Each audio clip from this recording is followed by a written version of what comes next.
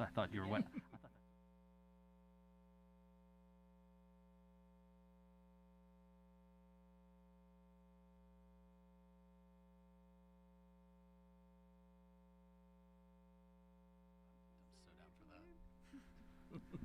We need to switch over.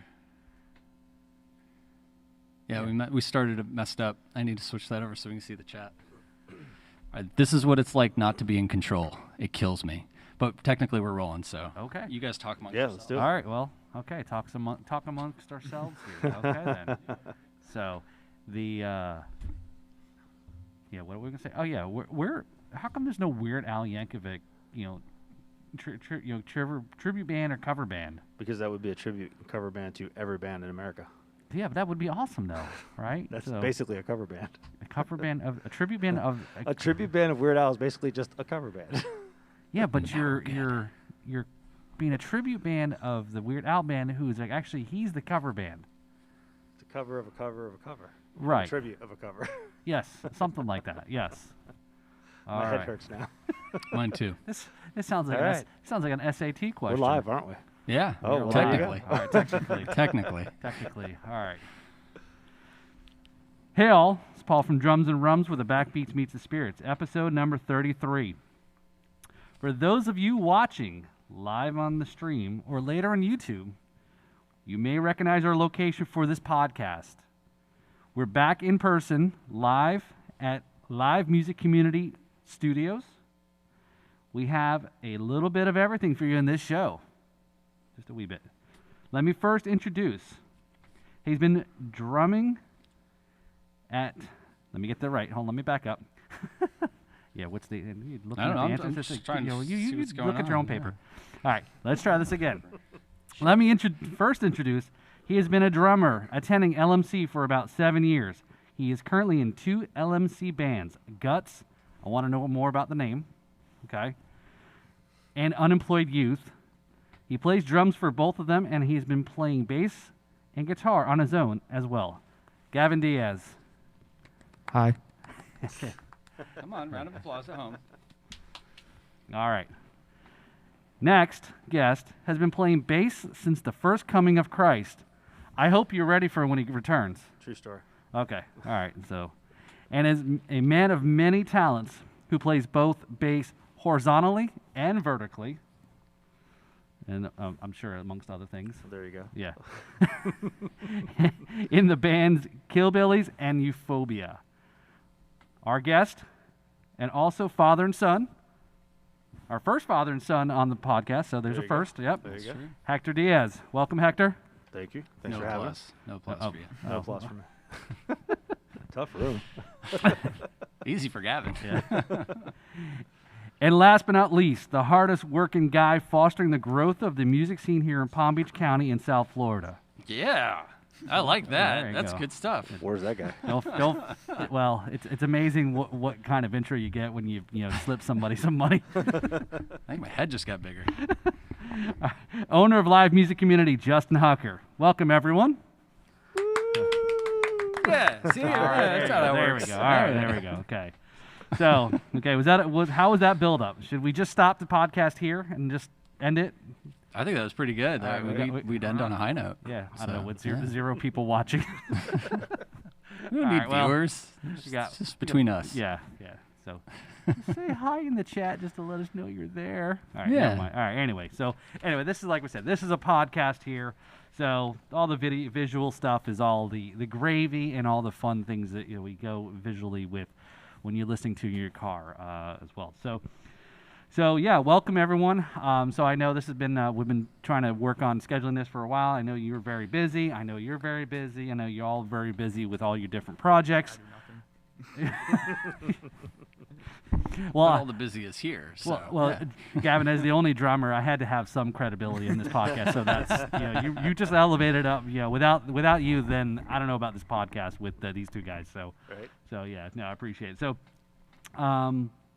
just I guess start off, Justin. Yes, I know you and I have talked, and again, appreciate letting me come on down here and taping the podcast last couple ones. So I guess this is our third one here at the studios. Third one. And we'll go through, talk about what it was like trying to open up the new location during a pandemic, as Hector and I were talking earlier, was how crazy all these things have changed and plans and so forth. So so we'll go a little bit into that, talk about the projects, talk about all your bands as well. We'll go through and about some of your music chat, what kind of influences and so forth, and talk a little bit about obviously the music family here that we've got. That'd be kind of interesting. I definitely want to ask about I'm sure you both have some Spinal Tap moments to probably share while performing. So as well as. So Justin, as you mentioned in the promo for the podcast, which I'm sure everybody saw, was you're not only in the band Euphoria, but also your past life in Smells Like Grunge. Yeah.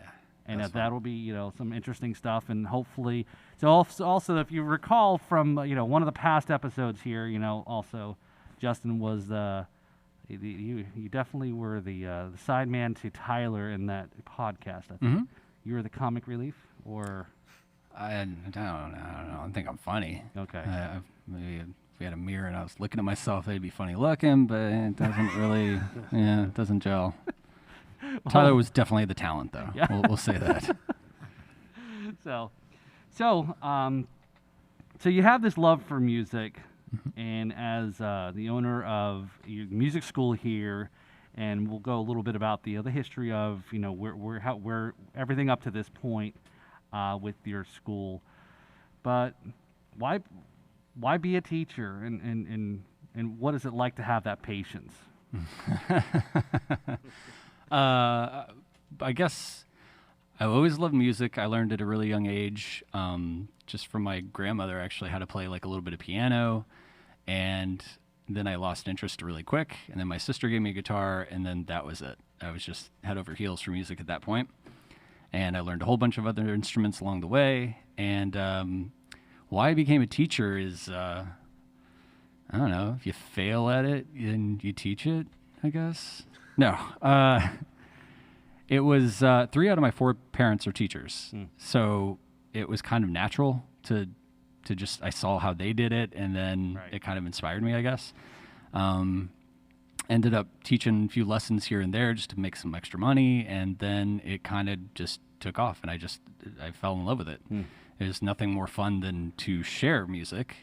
Especially when you have like an attentive audience, and kids are pretty much that attentive audience. Right. And then if you can teach them something on top of having their attention, that's really cool. Right. So yeah, and then it's just been cool to watch them grow. And I don't really think of myself as a teacher as much as just an inspirer. Just if I can inspire you to do it, then you're going to go and do it yourself, and you don't need me anymore. So it's kind of the point. That's a really interesting, great way to look at it. That is, because yes, teachers can be inspired, and I'm not saying that some do, some. Well, I don't know. We all some probably don't. have had Some teachers don't. that probably don't inspire us. Unfortunately, but I think that's great. I know Gavin, as a student here, right? You speak 7 years of being here at the school, and some lessons with Justin, and some of his other instructors as well, too, right? Yeah. I think I did 2 years about with Justin, and then he gave up on me. Yep. Just didn't know him any more drums. You got too good. So yeah, I did the rest of the time with Tyler, and I just switched instructors again. Okay. To Alex. So Alex is really cool. Okay. So I don't know. I haven't met Alex. So then again, I don't get a chance to come by. Well, yeah, you should definitely come by and meet Alex. He's cool. He's very much, he's like another me, which is really nice to have around. I'm not quite sure. Okay. Is it though? Yeah. Oh, it's fantastic for me anyway. For everyone else, it's super annoying, but for me, it's great to have somebody else. Yeah, right? just having somebody else that can do all the same things and has the similar approach. Like Alex is actually one of my very first students that I ever taught. Oh wow! And we had a really good connection. And as he got older, we became more of like friends, and now we're coworkers. So it's kind of neat how that weird boundary of like teacher student can kind of diminish, and then eventually it's just like two equals. Right. So I really enjoy that, and I look forward to that with you. So yeah. So are we having like a Star Wars moment there? Like a Yoda and. Well, he is his father, so there's that. True. Am I though? Are you though? I don't know. Is this the point where he cuts my That's hand off? not a question for me. But is it more like Luke and Darth, or is it more like Boba and Jenga, No, it's really weird. It's like Luke and Leia. or the Mandalorian and Baby Yoda? That's a little bit weird. Oh, well, that was That's a little bit That's a weird. little bit weird. That's yeah. definitely the weirdest relationship All right, of all All time. right, we're already turning hard right on that. I can't help early it. in the podcast My bad. here, My so. bad. So now the live music community, the school has been open since about 7 years. Then, Yeah, Almost, I yeah, think 'cause we you almost just started when you- celebrated right. 7 years.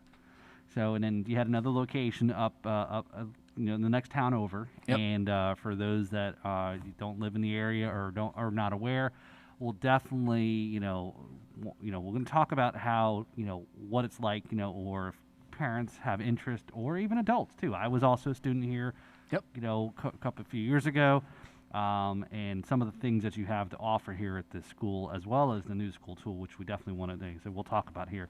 But yeah, so 7 years, and then at your other location, and then you grew into something that you always had the vision for what you really wanted to have, right? Yeah, this is pretty close. This is really close. The original idea, people ask me about the name, like, why did you go with live music community? It's long, it's a tongue twister. It's just like, why didn't you go with something simple like live music school? And I was like, well, because it's so much more than that. It's supposed to be not just a music school, but also a recording studio. And it was supposed to be a venue. And that's what it is now. Right. It's a live stream venue, but nonetheless, like, it's a venue, which is really cool. And I don't think there's any other actual dedicated live stream venues out there. So I might be the first. Right. I don't know. Yeah.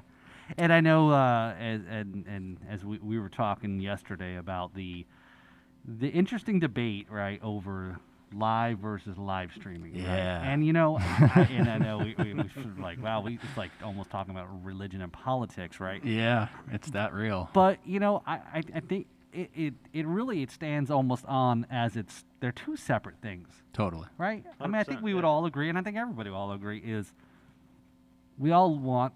Well, hopefully we're getting there. We all want to be out there. We were just talking about it earlier, right? About Sunfest and so forth. One of the festivals here in West Palm Beach is getting back out there. I think everybody wants it. And it's some areas are starting to get to it. And as some of my guests, in other countries, they're still locked down very hard. And it's just, again, different approaches. But live versus live stream, it's not to replace. Nope. But at the same time, it's, it's a different. It was something that has always it's always been there, right? Yeah, you can always go and record, years, and again all the social media apps and go and record and let it go, right? We probably didn't think of it as much as live streaming or considered it like we do now, but I think really, it's not so much a debate. It complements each other. Mm-hmm. Right? Sure could. Right, and again, you especially during this time where everything's shut down. You've cut off. And Hector, you were just talking about the story about the news or the articles that were written about you, Sure. or some of your, and we'll talk a little bit about some of your art that you do. But once those things happen, it's how do you stay relevant and out there in the stream? Mm-hmm. And keeping people remembering what you did or what you're about, and what was the Foo Fighters said that Dave Grohl on Howard Stern said the other day was he was totally against they were asking doing a live stream and he was totally against it at first, and it was like 7 months in he's like, well shit, okay, let's do it. Again, he kind of because how long are you gonna sit in this house and not be able to perform and so forth. So I think some of those live streams that they've done early last year, I think were helpful. Mm-hmm. I think it was. I think one of them we watched was Garth Brooks and Trisha Yearwood, and they were doing a live stream from his house. And I'm like, well, damn. I said, not everybody has that kind of studio and to do live streams from their house, right? Yeah. But all is what and what. But yeah, it was again back to your the location here to be a venue. the opportunity to do. And so talk about the live streaming. Now, almost every Sunday, or is it every Sunday? It's supposed to be every Sunday. Okay. We've had to take a couple off for various reasons. But for the most part, it's every Sunday at 7 o'clock, and you can, just log on to YouTube, and then you can go into my channel, and it's right there. I always put Facebook event pages and stuff. I always make those for it. But it's the way I've looked at it. When I very first started researching it, because, COVID hit, quarantine, everyone is locked down. And I was like, well, that's not going to stop me from doing shows. Like, that seems like, get your butt up and figure out something. Like, if you want to make it in any business, you got to learn how to adapt with the times. And even if it's a momentary thing or whatever. So we didn't know how long this was going to last. And I was like, okay, we got to do something. And I started researching podcasts and seeing how they did like live podcasts. And I started looking at that and being like, okay, there's something to that. And then I saw other people just starting to do live streams. And most of the part, I learned from gamers. Because gamers are, that's what they do. They live stream all the time. And I started seeing like people are actually engaged in a chat. There's something going on. People are watching it and people are enjoying it. And some of these little kids are like making some serious money from it. And I'm like, all right, this is interesting. So I knew I wasn't going to make any money off it right off the bat. So I just kind of threw that right out the window and just started thinking, all right, how do we just make it happen? Right. So I started thinking of the difference between a live show and if you're watching a music video. And I was like, what's the big difference there? Like, everybody loves a live show. Everyone loves a music video. The difference is the audience is there for one and they're not for another. Right. So why can't live streaming live somewhere in the middle of that? Right. Well, and doing the live stream, I saw opportunities to do things that you can't do with a live show. You can go and do these like big productions and everything, and you got to bring all this stuff with you, and you have to set it all up and all this stuff. Or you can throw on a green screen and do it pretty easily and pretty quick. In the Butch and the Fat Dubes, they had a Christmas show here, and we were able to put it snow. It was snowing right here in the room, and it was super cool. But it was all digital, and it looked great, and everybody loved it. And then we had Santa Claus rolling through, and like just all this fun, just silly stuff that like if it was a Christmas show at any other live venue, that wouldn't have been possible. Right. You can't have snow in a live venue. You can, but it's a lot more expensive and a lot more complicated. Yeah. And it's a lot more cleanup. So it was really easy to do. And once I realized like, oh, okay, so then we could do things that are outside of the box. You can present your band in a way that you have total control over how it comes across. That's interesting to me because I'm still waiting for that band to come along and be like, here's a whole bunch of footage that we've already shot, and here's a bunch of green screen ideas, and I'm looking for somebody to overwhelm me is what I really want. Because if you're doing that, then you're really saying something, or you're really putting a show out there. Right. So I'm still waiting for that band to come along, and if you are that band, like, hit me up. Let's do this immediately. But then the live chat was a real interesting part of it too, because at a live show, if you're hearing something from the audience, you're probably frustrated as hell. Right. You get that guy, Freebird! And if you see Freebird in the comments section, it's like, okay, who cares? But if some drunk dude is like, Freebird, and just yelling it out, then it's really annoying. It disrupts everybody. It ruins the show. So having that live chat is kind of like having control over that exact thing. People can actually ask you questions, and if you choose to, you can acknowledge it, or you can not. So it's kind of nice. It doesn't bug everyone, just you. So kind of good segue there is, Gavin, your band's going to be performing here on Sunday, right? This Sunday, yes, and next Sunday. My other band is playing. Man. 2 Sundays in a row. He's a twofer. Oh, man. Was this like a Groupon you think you got or something? With those shows, Gavin's going to be probably the most performances from a single person on the live streams. I think I'm tied for number of live streams with James, but I think you're gonna beat him. Well, he's going to beat him with these two, but I think with bands. But he was on the recap. True. So that's 4 that he was on. This next recap we'll use you for it. Yeah. Deal.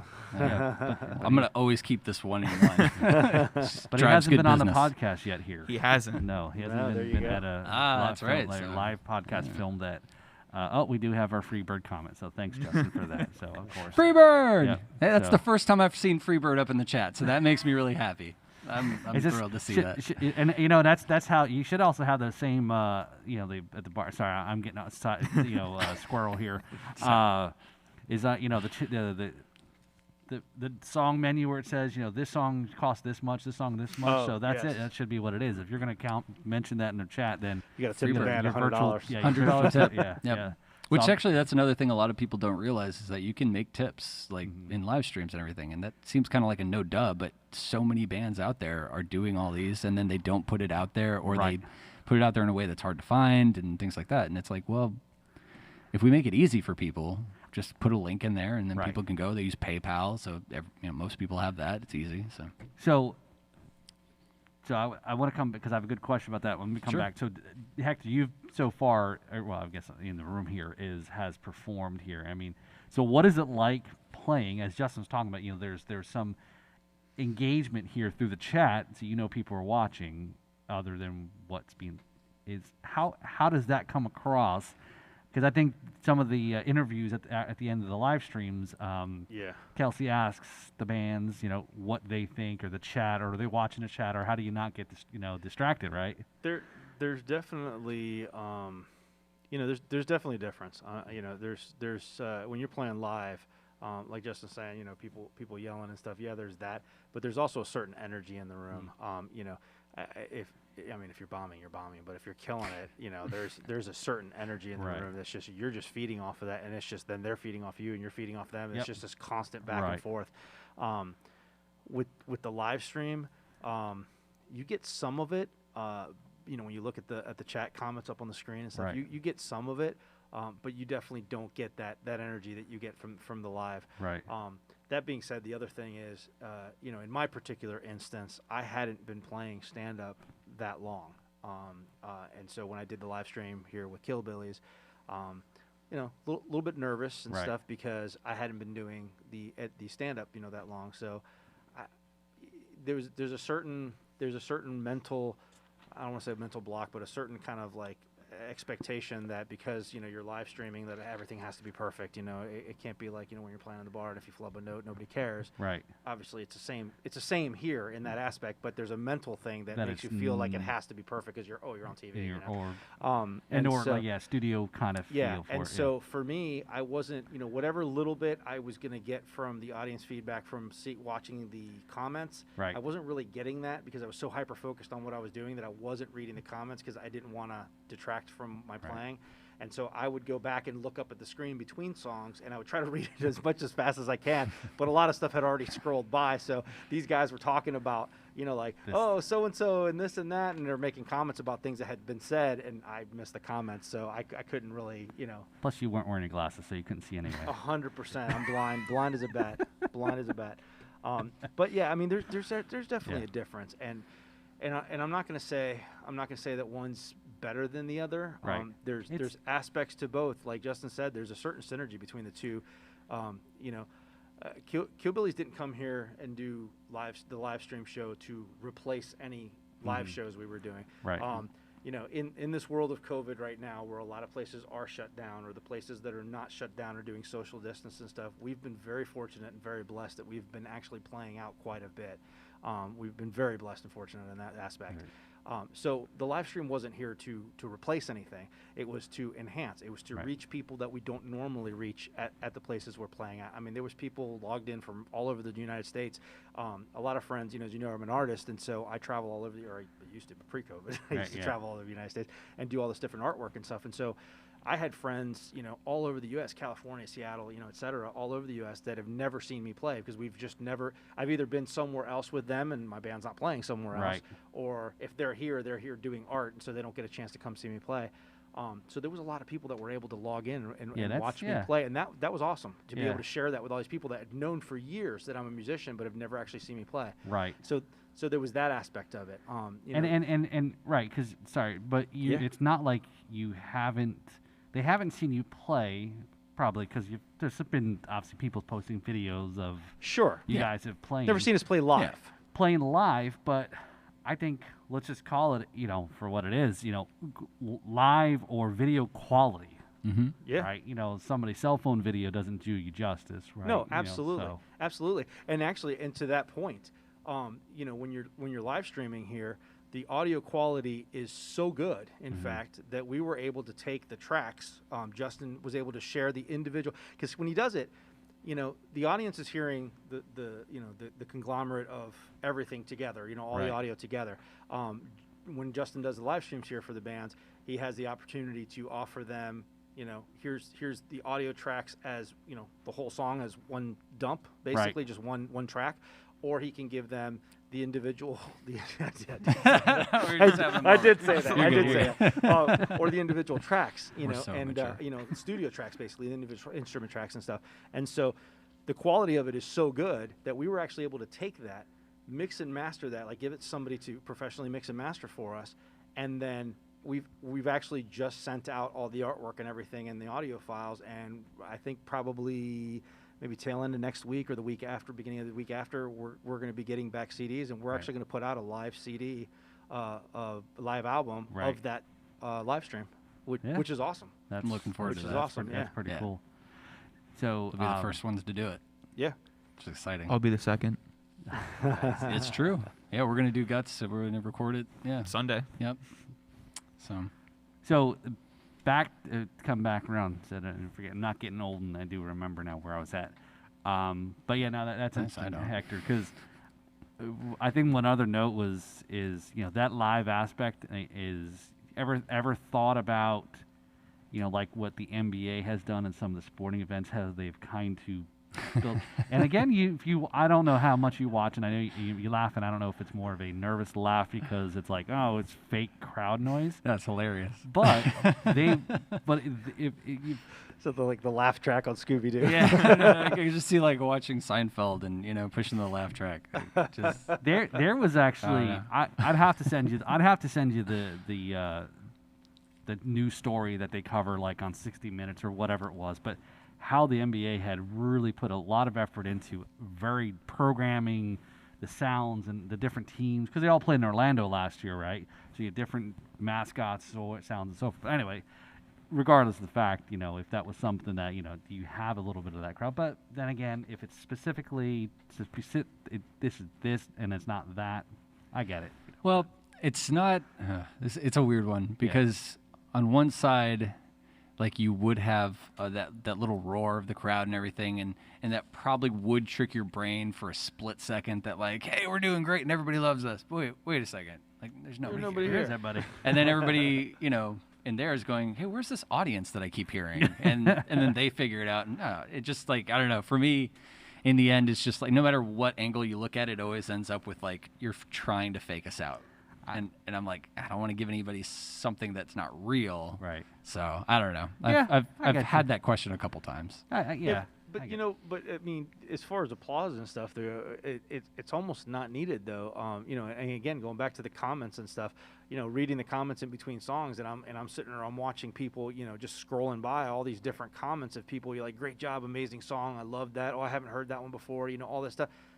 That's. I mean, I'm not going to say it's better, it's different, right? But it's still equally as good in its own way, because, it's one thing to have, whatever number of people that are in the bar that night or whatever at the venue clapping for you, but these are specific comments that are talking to a specific point or a specific song, or I like that line in that song, or I like this, or you killed, they're calling individuals out, Ben, you did great there, or James, you did awesome, Hector, you killed on the bass on that song, all that kind of stuff is just perfect. Yeah, I just saw her comment.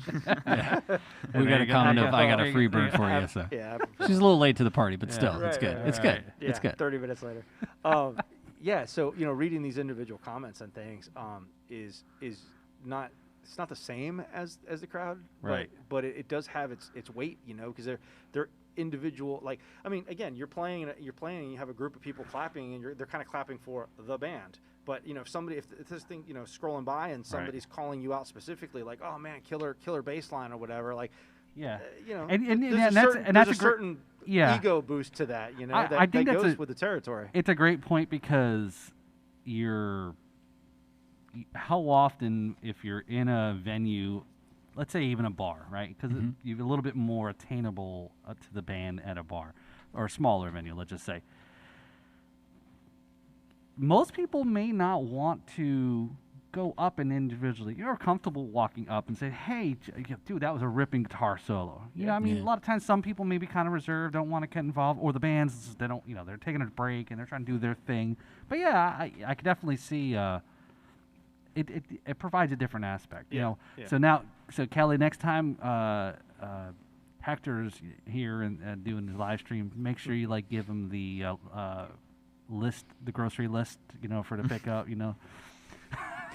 Honestly, we could literally go back and forth on live streaming versus live for hours. Right. I've done it plenty of times.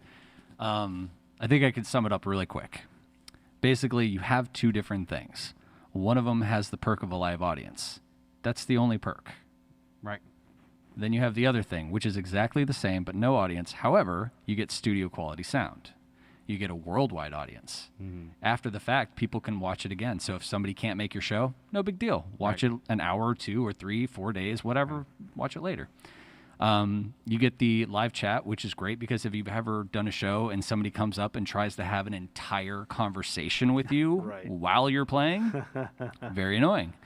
But now they can just type however much they want, and then at your free time, you can take a look at it and go, "Oh yeah, that was really nice," and then you can answer them back, and it's a much more. They'll sober up, and then you can talk to them like a normal person. And then you have this, after show interview where you get to learn about the people in the band, and you get to have your questions answered and all that good stuff. So I feel like the biggest hang-up is, but it's not live. But it is live. Yeah. It just is done in a different way. Right. And you have tons of different perks. And if you can't get past, but there's no live audience, it's not for you. Yeah. Ongoing but nobody tips. is, what's that? Yes. Ongoing tips, too. Yeah. At the show, if you're tips, playing for an hour, you get tips for an hour, then you go home. And with Justin's thing, the link is there forever. So, I mean, 6 weeks after the fact, somebody can watch the video and go, "Oh, I really like these guys. Oh, look, there's a tip link." Boom. Right. A ton of my bands have actually gotten Justin tips calls after us up the fact. and goes, "Hey, I just got another tip for you guys.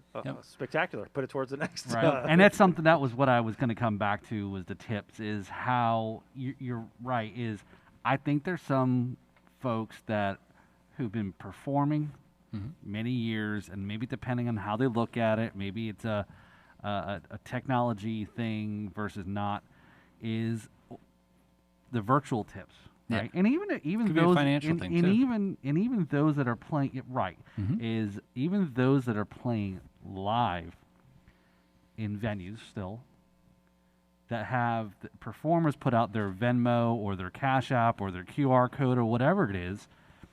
Some will feel that, well, that's kind of, unfortunately, I don't carry much cash. So if anybody tries to mug me, you ain't going to get a whole lot, really, because mostly it's ATM and receipts from the store, right?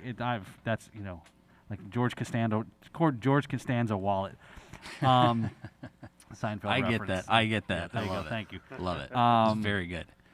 But yeah, again, to be able to, and I think some that are not up on those electronic, means for money. Because you're right. I think it's very easy to say, "Hey, I want to tip this," or throw a couple bucks here or there, as I don't know. Yeah, there definitely has its pros.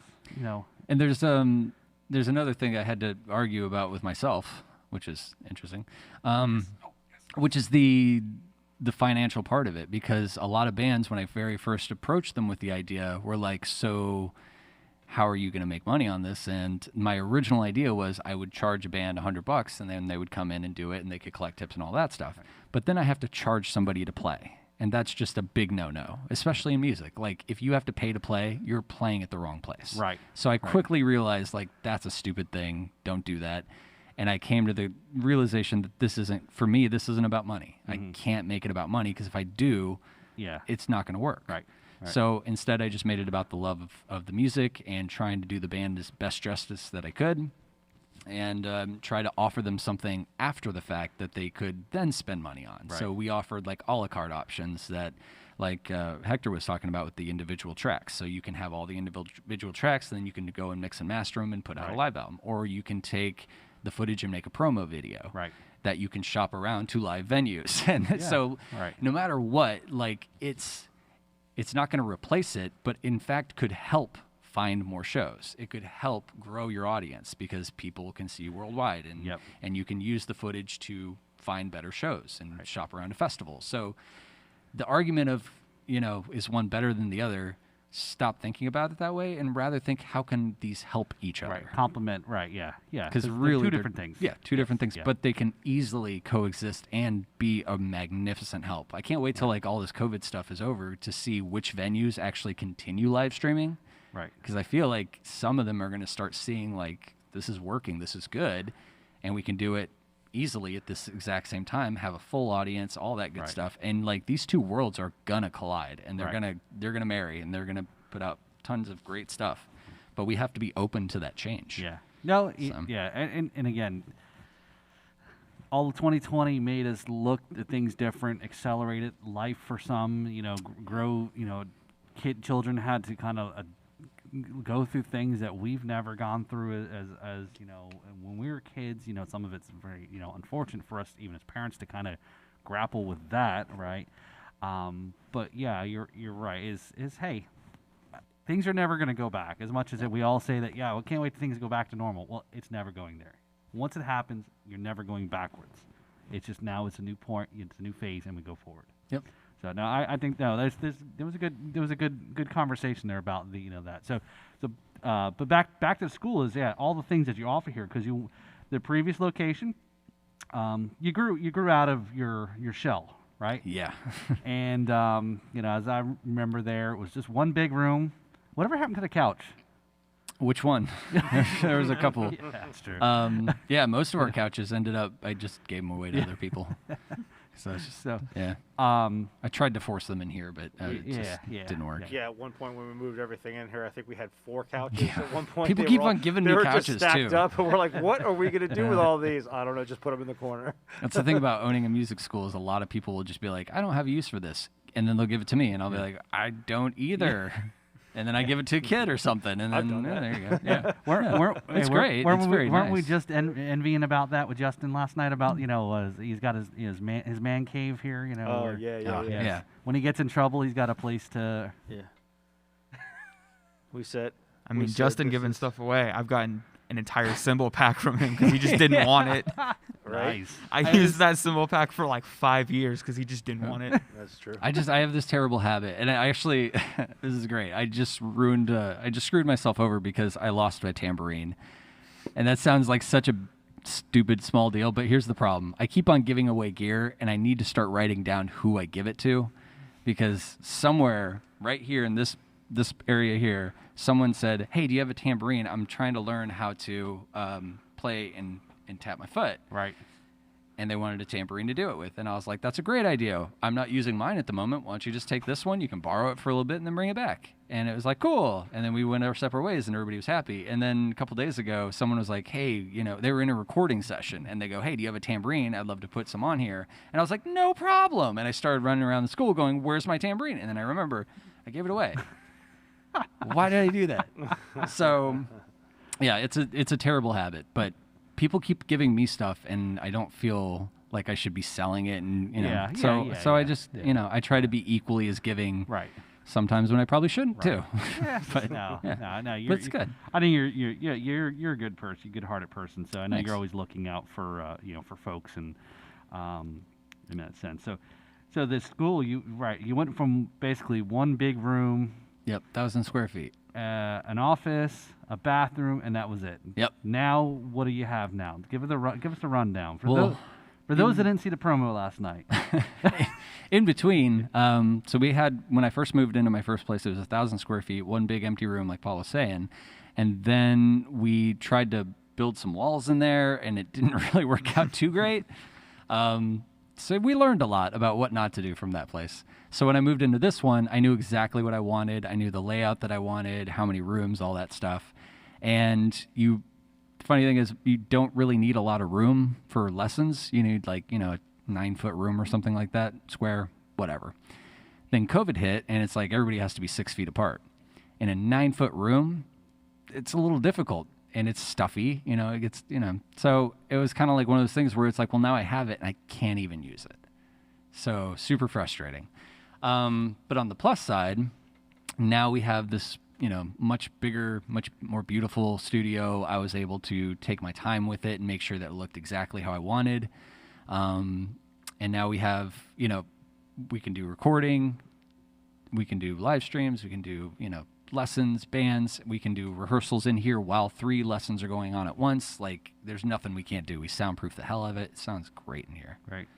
So, yeah, the growth was really cool, but it was just the most terrible time because we left our old location February of last year. And what happened in February of last year? Yeah. So all of that hit, and the build out got delayed a lot because, somebody who, the guy who was doing the building, one of his workers got COVID. And so, it just wasn't really well known. So they just kind of quit working on it. And then just time went by, and 8 months is how long it took them to finally get this place done. Wow. So there's a lot more in there. So yeah, I need a tambourine for my birthday. That's right. Yeah, so it was really hell. It was very, very difficult. And when you move a location, you're pretty much just like restarting from scratch because now you got a whole bunch of people that don't know you. Some people don't follow you because you're too far away now. Right.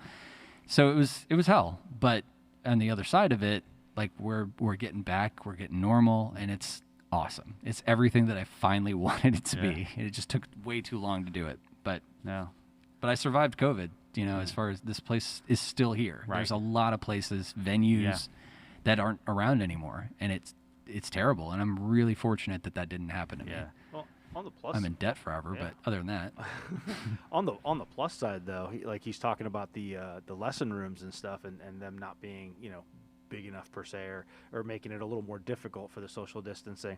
On the plus side, while he was doing all the stuff that he was doing in here for the wiring for the live stream and everything, he's actually got every one of those rooms wired with 2 cameras in each room. So if I'm correct, 2 cameras, 2 cameras in every room. So in every one of those rooms, he can offer virtual lessons as well, which he does. And there's been times where Gavin's flip-flops back and forth for different reasons, and so there's been times where he's come here every week for his lesson, and then for one reason or another something happens, and we switch over, and then for a month he does them virtually at home, and that's it's amazing that he has that flexibility, and it's great for us because it just works out great to be able to go back and forth like that. But again, that addresses that whole social distancing thing. If anybody's worried about that, he definitely has that option. And actually, it's a really cool thing because if schedules get crazy, you forget, things happen. But if you forget that you have your lesson to get to and you're at home, then okay, so now you're not here, but you can still take your lesson. You don't just lose it. You don't have to do makeups or anything like that. Like if you miss your lesson, you're at home, just hop on the computer and do your lesson there. That makes life easy. Yep. Now there's no danger, no fear of losing your spot or anything like that, which is great. Yeah. So it makes life a lot easier. Yeah, I think that's one thing that has accelerated the more widely acceptance of virtual, remote, as long, again. Sure. With all that, we've also put the onus on the technology now. That without that, then So, like for myself, when I'm not podcasting, my other, my day thing is, I'm still in the office, and but interacting with those that some aren't and some are, and so there's an element to back to almost like the live conversation is. Being in person versus not, again, you can't replace some of that because there is a physical aspect of it too. So, but yeah, but I guess it helps now especially if your child is trying to get to school or get over here in time and so forth, then that helps as well. Totally. Right. Yeah. That's Ben, by the way, who's texting us. Is it really? I hope he's watching so I can be like, Ben, stop texting me. I left my phone in the office there, so in the studio. See, you were smart. Control room so that it wouldn't go off. Yep, you're smart. So what I'm hearing is I'm going to have about 300 texts when I walk back into the control room. Ben, if you're watching, you're driving us crazy. So all the new, the studio, the school, the recording, obviously here we're shooting the video here for the podcast here on the cameras, shooting 4K, so you've got the latest of the latest stuff to give you. Somebody who wants to come in and shoot a full thing. You've got the room now here to do it, or again the green screen we were talking about earlier about over there. So yeah, no, I congrats, Justin. I don't think I've congrats you enough there. Well, okay. Yeah. All right. So congrats. So. Wasn't it? In fact, here I'll put a little water in there so we can see if you like your. Yeah. You got something. You got something. It's like on the talk shows when they don't really have water in there, and then they go like that, and you're like, "Stop it, stop it! I know you. There's nothing in there." They take like big, huge drinks or like too small drinks. You're like, "That's not real." See, this is real right here. Yeah, like whiskey is actually just iced tea or something. Right. I don't know. Maybe that's what I was saying earlier. Unless you're Dean Martin. The maybe rum bottle is actually just water, right? Yeah, right. So, all right. So how did you two guys meet? Don't you take that I know how you guys met. Remember. I know how you guys met. I think I did sound for you. I saw Justin across a darkly lit room. Our eyes met. Cue the music. And then I said, "Can I get a little more guitar on my monitor, please?" That's pretty much it. Sound guy. Justin was a sound guy at Swampgrass, and he was doing a little moonlighting over there, doing sound a few nights a week, I guess. And one of my bands was playing. I was in a cover band at the time, Walk of Shame. Did I see you with Walk of Shame first? Yeah. So you saw us with Walk of Shame. We played with you as our sound guy. We played one time as Walk of Shame. Right. Then we were playing like 2 or 3 Nirvana songs at the time, and we were practicing over at Memory Lane at another studio place. We were practicing, getting like practice space or whatever. And the guy over there came in while we were playing one of the Nirvana songs, and he said, you guys are really good with this Nirvana stuff. We had Nick was our singer at the time, guitarist and singer. He was our Kurt Cobain, and the guy came in. He goes, and this guy that ran that studio was in a tribute. I think it was a Journey tribute or something. And he said, you guys got to do a tribute. Like that's where the money's at. Got our wheels turning, and we're like, wasn't wrong. we're like, let's give it some thought. So we decided that we were going to learn. I think it was something like 10 Nirvana songs. It wasn't that many, and we said we're just going to give it a shot. We're just going to try it. And so we called Dana up, and we booked another show at Swamp, and Justin was our sound guy again, and we did a double header.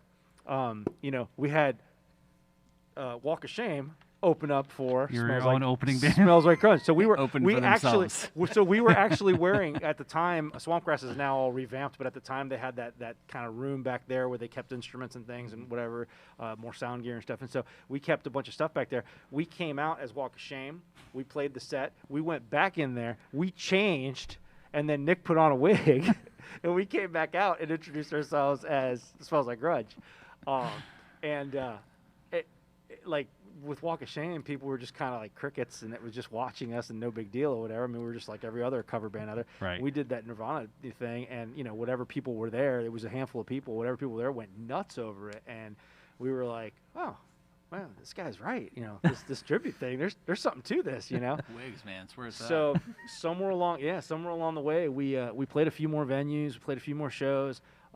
We played Swamp maybe another 1 or 2 times, and every time we played Swamp, we would talk to Justin, and Justin, would talk to us about his love for Nirvana and Kurt Cobain and all things Courtney Love. No, at some point, Nick was worked at a bank, and his job was transferring him up to New Jersey. So we were all sitting around. We contemplated actually, and we did it for a little bit where we would play shows and Nick would fly in for them because they were lucrative shows. However, that still cut a huge part of your budget out when you had to pay for $400 airline ticket and stuff. And so we started trying to figure out what's our next move, and we're never going to find another Kurt Cobain or whatever. And then we were talking to Justin one night, and he's like, I'll do it.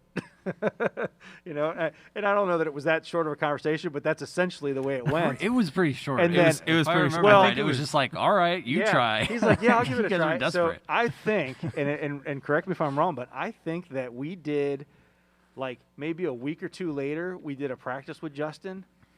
Then the following week, we went. Jay and I went and did another practice with Justin, and at that practice, we said, by the way, in 2 weeks, we have 2 shows.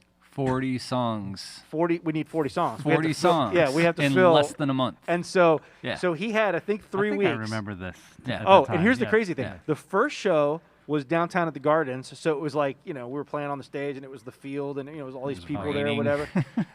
And the awning. Just like and then, but the second show was at Fontana's in New York. Oh wow! And it was it's a decent place, and so we're like, hey, you got to learn all these songs, and by the way, we're flying to New York and doing this show. And he's like, what are you talking about? But that's just the way it was. I mean, with Smells Like Grunge, I mean, we played all up and down the Eastern Seaboard, and the shows were just lucrative. I mean, we went from, with Walk of Shame, if we were lucky, making a couple $100 at a bar or something, to playing with the Nirvana tribute, making thousands of dollars in a night, So it was definitely interesting, But yeah, that's how we met. Is he was the sound guy at Swamp, and we were talking about your gross wig.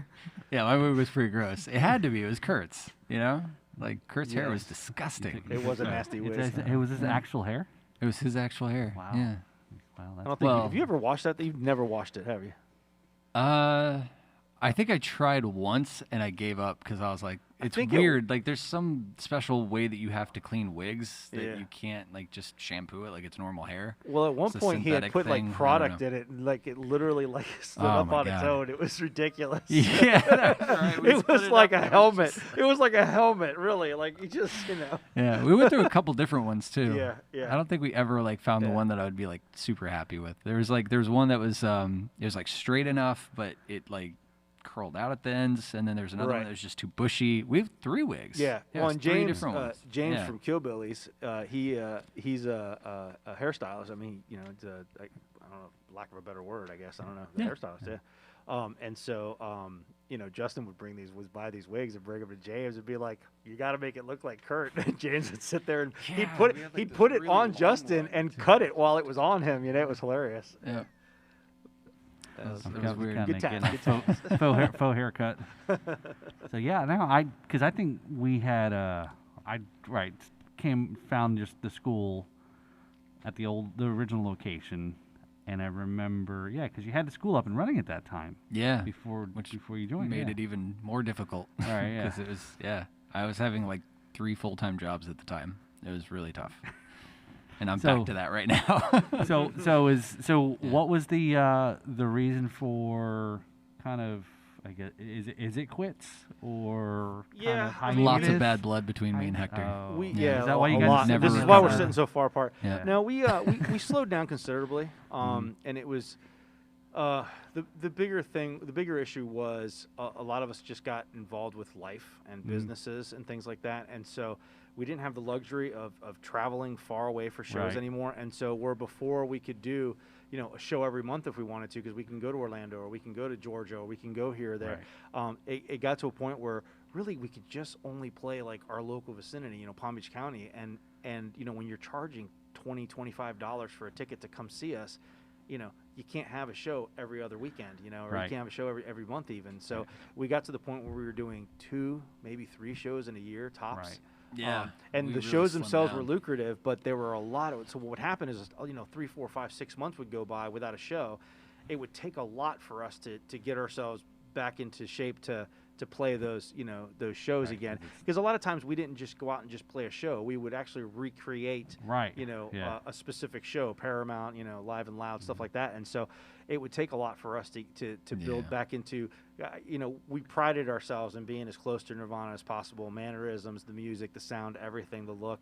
And I give you credit for taking the bass to the head. Even the stage props. We did a lot with even that stuff. And so, it just became a lot to just do 1 or 2 shows a year. And so. Justin wanted to start doing some more original stuff, start working kind of on his stuff as opposed to somebody else's stuff or whatever, and that's kind of where Euphoria was born. Yep. Yeah. I'm also glad that those mannequins are gone. I hated those mannequins. Those mannequins were awesome. They were scary, though. Somebody stole a head, didn't they, or something? They did. Yeah. They did. She still has it. She posts every now and then on Facebook. Hey, you were mentioning like Spinal Tap moments, and like in Smells Like Grunge, we had plenty. Yeah. Like, there were some weird things that happened. Yeah. The mannequin. One of the mannequin heads came on. One of the angel wing heads came off during a show. We like bumped into it. It rolled off or whatever. Nice. Well, we didn't bump into it. We slammed into it. He hit it with the guitar while we were trashing guitars, and the head fell off Accidentally the stage. bumped. It was at the Kelsey Theater. Whoops. And it fell off the stage and it rolled onto the ground. And then afterwards, we were outside talking to some fans or whatever, and this girl just comes up with the head like next to Justin, and we're like, okay, well, that's not creepy. Disturbing as hell. Yeah. That was good times. But yeah, that was also another thing that was just always fun about that band was Justin and I would go to Goodwill and all sorts of like just swap shops or whatever, pawn shops and stuff, trying to find like a $20 guitar that we could bring back and make it sound at least good enough for one song, And some of them I took home and I painted, and I made, like, Kurt Cobain had one guitar that had a specific sticker on it, so I recreated graphically the sticker, and we painted it and put the sticker on it and everything. I mean, some of it, we put a lot of work into it just to play it one song and then smash it. It was super weird from an outside perspective, too. It's sort of outside, but, like, for you to come home with like a really crappy bass and be like, Gavin, come help me with this bass, and I go out and you've got a chisel and you're like, Gavin, come help me distress this bass. I'm like, dude, that's a perfectly working guitar, and he's like, nah, I gotta make it look like look distressed. I gotta make it look like it's beat up a little bit. They're starving people in China. They could eat that bass. We got some crap too occasionally from people online and stuff being like, you think you're cool because you broke a guitar or whatever, and I'd be like, no, we're doing it because Nirvana did it, not because we hate guitars or not because we want to break stuff. Like, Nirvana did it as a way to close a show so they wouldn't have to do encores. That's why wouldn't Jay let you jump on into his drums? We debated that. Something about he was a $3,000 drum set or something. I don't know. Yeah, it was one of those things. Like, the whole reason that Nirvana did it in the first place is because Dave was like still playing on this old ratty kit and he wanted a new one. Right. And I guess backhandedly he kind of found out that if he ruins his drum set, they have to replace it because otherwise how are you going to tour? Right. And so he invited the band to just like, hey, at the end of the Tonight Show, like, let's destroy my drum set because I need a new one. And so that's how he got his new drum set. So we looked at that and like, we don't need a new drum set and nobody's going to buy it for us if we destroy it. So $3,000 or let's just... The kicker to that story, though, is that on the way to the venue, they passed a music store, and Dave Grohl, I guess earlier in the day, saw a drum set in the window and was like, had that idea of if we destroy it. So he's like, I want you guys to just splinter this thing. I want to see it in pieces. So they did.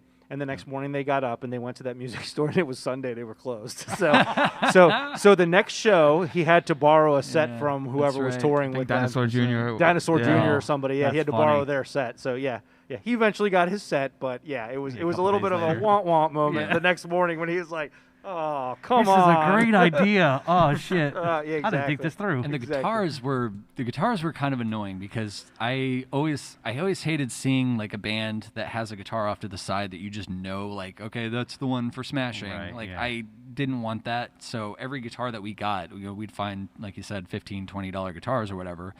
And I would put hours and hours into these things, setting them up and making them sound good. And then so that I could interchange, I would have one for drop D tuning, and that's the one that I was going to smash at the end, and then I'd have one for standard. So that way I'm like switching throughout the show, and you just think like, oh, it's another guitar. And then the show happens, and you don't really see it coming as much as you would if it was just sitting there off to the side. Right. So yeah, we probably spent like $20, $30 on each guitar, but like we put hours and hours of work into them. Well, and even that, it wasn't even just guitars. We did basses like that. We did guitars like that. We built amps. Yeah. Like we actually made plywood amps with styrofoam and plywood and screens and everything that, as far as you were concerned, it was just another Marshall half stack sitting on the stage, but there was nothing in it. It was an empty box. And so he would smash it into pieces, And sometimes we'd ruin our real ones too. Yeah. Like I put my guitar through my speakers before and been like, wrong cabinet. Wrong cabinet. Yeah. Whoopsie. Yeah. So that's fun. So Gavin, growing up around all this craziness, right, is so do you so how, I guess your dad kind of gave you the influence or to kind of go into music, drums, etc.? Yeah, like pretty much as long as I remember going to shows and seeing my dad play, like down in Hollywood, was it? Yeah, with like cover bands and things long before the Nirvana tribute. He saw me playing. I would see him play forever, and like I'd always have like instruments in the house. Yeah. And I never really thought about it as like something that I would do until one day my dad was like, hey, we should just like go down to this place that my friend has. And I was like, what is it? And he was like, music. We can go like just play instruments together. And I was like, I guess. And like at the time I was talking to him about playing drums. And so we went down there, and it ended up being Justin's place, and it was one of like, it's like a jam night or something. Yeah, you started off doing like jam nights every month or something. On a Sunday. Yeah, like the Sunday jam nights. Yes. And it was, I think, the very first one, and I showed up, and we played, all three of us played Floyd the Barber. Yep. Yeah, and that was the first song. Yeah, the very first song I played that. It was the very first song, and it was with the three of us, and he was hooked after that. That was it. Yeah. I was done for. I had to just turn to Justin and like pull out a blank check and just be like, "What do I owe you?" And then you had to do that with the drum sets and all that. Yeah. Oh, yeah. Crazy. Yeah. And now your wife has to put up with two musicians going through. Right, because one spending wasn't. all the money. Because one wasn't enough. So do you guys get do you jam often? Because I mean, you both have your own projects and you're busy and so forth. But I mean, do you since you have we do it sometimes. Probably not as often as we should. Yeah. Because you would think we would do it. Yeah. I mean, we literally have, talking about man cave. We converted our garage into a man cave slash. I call it the man cave. Kelly calls it the family rec room. But it's really a garage. But between us, it's just a garage. Between us, don't listen, babe. But between us, it's a man cave. Let's all just sit here and wait for the nasty comments. Right. Come it's on, gonna Kelly. come Get up. 'em. It's a Get man. 'em, It's a Kelly. man you gotta cave. do jam nights. So two we nights we again. converted that. We tiled it, we air conditioned it, everything, and half of it is all music stuff. You got guitars and basses all hanging on the walls. The drum set is in the corner with sound stuff on the walls and everything, and then the other half of it is my art studio. And so, probably we should jam more often than we do, but typically it's either him in there practicing his stuff for his projects, or it's me in there practicing stuff for my projects. So we probably don't jam as much as we would like to. Or I also haven't been practicing as much as I would like to because I did something weird to my wrist. Yeah. He's got to take a little break soon. Yeah. Otherwise, it could lead to a little break soon. Not allowed to play drums, so Technically, it just means I'm not practicing now. Yeah. it's up. It's not. There we go. Yeah. We're taking it easy on him. Yeah. By not at all. two bands and 2 shows in a row, taking it easy. Yeah. Sure. He's young. He'll bounce back. Sometimes the show's got to go on. He's young. It's fine. His parents said it's fine, so it's all whatever. We'll be all right. It's music related. Just do it. Just do it. Yeah. You're good. So I'll start first. Then Gavin is Speaking of that, obviously, then some of your influences. Obviously, I would assume, right? You at least would list your dad, right? Obviously, hopefully, right? Well, I don't think I'm the influence as much as like Nirvana, because as far as he was concerned growing up, I think a lot. I was in Nirvana. A lot of it. Well, a lot of it is the music that. Yeah. No, we're actually Nirvana. What's that guy? What's that guy sitting in the park with the sign that says, "Convince me I'm wrong" or whatever? Yeah. Exactly. Yeah, a lot of it was. It wasn't like. I guess like the bands that he was in, or like the music that he was playing, but it was the music like that that he showed me. So like a lot of Nirvana, a ton of 80s music. Yes. He's just only 80s music. I am 100% all about the 80s. The Cure. Yeah, only The Cure. Yeah, The Cure and Nine Inch Nails and all that Order. stuff. New Order. Yeah, absolutely. And a lot of like newer alt rock too. Yeah. Like Arcade Fire and stuff like that. But stuff like that, it's like a lot of musical interests that I got from just listening to it, like not really realizing what I was listening to growing up. Right. And then now that I know, like, oh, I was listening to Depeche Mode. I'm like, oh, that's cool. I like Depeche Mode. Right. Yeah. So who would you be? Who would be somebody as your I don't know, what is it? Generation or age or whatever you want to call it, but who would you be? A band that I probably wouldn't know, or you want to throw at me that you're into right now. Sonic Boom 6. I mean, you know who that is. Oh yeah. To be completely honest, I don't listen to a lot of like Newer stuff. Newer stuff. It's funny how many times I walk into his room and he's listening to like Led Zeppelin or something, and then I just love like Bonham I get a little so tear much. down my cheek, like, and I'm so proud of him. What's good taste. Yeah, what I think is really weird now is I've noticed I have I've had a progression recently, and to me it makes sense in my head because it's the progression of what music like has been. But I started listening to a lot of reggae, and then that turned into like sort of funk and like funk rock and stuff like that.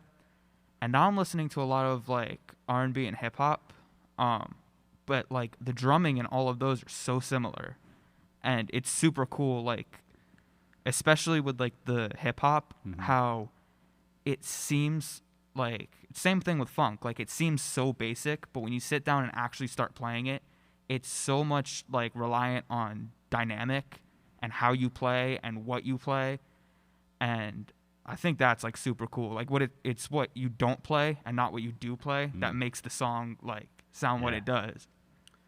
It's actually kind of interesting because most people have a specific genre or a small handful of genres that they listen to.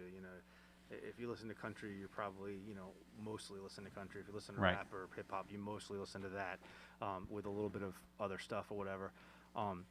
Gavin's one of those unique people where I could walk into his room and he could be listening to Led Zeppelin, he could be listening to Snoop Dogg, he could be listening to like jazz, he could be listening to just about anything. Incubus, I would put Incubus out there. I like Incubus. Yeah, who's like all of those. So yeah. And it's funny because I'll go in there and like. Kind of, my first inclination or my first reaction is like, oh wow, you're listening to that, and then he tells me things like what he was just saying. He's like, well, yeah, but it's not about like that song or about that music. He's like, man, listen to this drummer, like he's sick or whatever. And I really start listening to it, and I really start just not just hearing the song, but really listening to it. And there's like all these little things that he's telling me about, and it's always not like a lot of times it's not the song as a whole or the music as the whole. But a lot of times I'll listen to something because I like a certain part of it. Like Incubus. The drummer's good. The drummer's really good. But like to me, he's not the best part of that. To me, it's the guitarist and the bass player, because like it's so weird how they can like both pretty much play like very simple stuff. Right. And then it's complicated when they do it together. Right. Yeah. And then you add the drums, and now it's like another just taken to that other level. Right. Yeah. What I like that you're pointing out is context. Like I'll try to make this as easy as possible for people who aren't into music theory, but you can take a scale and put it under the roots chord, and it sounds like everything just fits. No big deal. And then you can take that chord and change it, and suddenly that scale takes on a completely different feel. And it's same with drum beats. You can play this. How many more drum beats can people possibly come up with? Sure. Like there's there's a little bit of a limitation until you want to start counting in 5s and 6s and 7s and stuff. But if you're in 4/4, kind of limited. These are difficult so times. You could take that that one beat and put it in a range of different things. You can put it into different genres and different styles. You can put it next to a distorted guitar, an acoustic guitar, whatever, and it just has a different feel. And like everything in music is about context. It's not that note that's important, it's what's around it. Right. It's not that beat that's important, it's what's around it. So yeah, I love that you're seeing that. One thing that's like really been interesting to me lately is the accent of the beat. So like you can accent like the offs, or you can accent the whole notes, but like what I've learned recently that it originated in like reggae, went into funk, and it's got its roots there, but also made its way into like the hip hop stuff, is just the real hard accent on a 1. And like that's just what drives the song forward. And everything around it, you can basically do whatever you want as long as you don't mess up the timing. Yep. But when everybody hits home on the 1, like that's what brings the song together. Have you heard of James Brown talk about that? I've heard him talk about it. Yeah, the 1. Yeah, right. It's kind of cool. The fact that he's started in music when he did, and it was influenced from an event that I took him to at Justin's place, and and then Justin's been involved in his life for this many years now with music or whatever. And of course, as passionate as I am about music and stuff, it's like, for me, it's like just really cool to see my my son growing up, and not just, like I said, not just hearing music like a lot of the kids do or whatever, but really listen to it and really hear these things. I mean, we were just in up in Memphis, Thanksgiving, I guess it was. Yeah. Seeing family up That at was Thanksgiving. really cool. And we decided we were going to take a little jaunt down to Beale Street. I mean, got to be done, Yep. So we went down there with the kids. We tried to stay early and stuff, and we went down there, and we were walking down the street, and as we were walking down the street, we hear this band playing. So we're like, let's just pop in. We'll get some sodas or whatever, and we'll sit down and we'll listen to this band for a few minutes. And so they played like one or two songs and then took a break, and then we sat around and waited, and they came back, and then they started playing their next set. And it was, again, nothing that I would normally listen to. It was like very, very blues, very R&B kind of stuff, that sort of stuff. Just Memphis stuff. Yeah, it was Memphis music. Blues. But it was it wasn't so much about the songs and the music. It was like the individual musicians. Like each individual musician was just so ridiculously amazing that we actually walked out of there, and Gavin, Gavin's... I'm giving up on music. No, Gavin was actually, saying how impressed he was by that drummer, and brought up a good point. He says, man, I don't understand. He goes, I don't understand. He goes, I guess it's not what you know, it's who you know, or the right time and the right place kind of thing. And he says, I don't understand how you hear something on the radio or you hear a band or something and you go, huh, those guys are mediocre musicians at best. But then we're sitting here in this little bar where these guys are literally playing for tips. They weren't getting paid. They were playing for tips. Right. Probably paid to be in the bar. And Gavin walked out of there and said, that is quite possibly one of the best drummers I've ever seen live. And he's been to a million shows with Kelly and I. And so he like big bands and stuff, big recorded, labels, bands and stuff. And he walked out of there saying that was probably one of the best drummers I've ever seen live. And then in his head, he's like, oh man, but like it sucks that this guy is playing here for tips and he's not discovered. And some you've probably heard the saying before that somebody might think this person is the best. Sure. But then there is somebody else in the world that you've never heard of. And again, also just to real quick is on that comment is the collaboration that you did with the girl from Thailand, right? Oh, yeah. So that's again was crazy, dope. right? Is here again because of the internet and that's made the world closer. Things like that. You're just like, hey, there's this girl that's in Thailand that's shredding, and then probably would have not known about it, and then somebody stumbled across it. So if you haven't seen it, look up Petty Rock. Her name, she goes by Petty Rock, and she is absolutely she's better than I'll ever be, and she's like 10. It's frustrating, but it's amazing. Like watching her play is just. And I'm working on another project right now. We're gonna put out another one for I don't know if I should. Screw it. I'm going to say it anyway. We're doing Yngwie Far Beyond the Sun, which, if you know Yngwie, like that's some really challenging music. Sure. And so we found a couple other people to play, and it's going to be Petty and Jasmine and these two twins, Reese and Morgan, from a local band, Beautiful Disaster. But yeah, it's incredible working with them, just because like they're kids, but they play like really, really well, and just knowing that they're more talented right now than I am, and I've been doing this for years. and it's just it's amazing. It's cool to see because like if I do my job right, you should become better than me. Right. Like that's the point. So it's really cool to see. Yeah. But it's also a little frustrating. I'm not gonna lie. Yeah.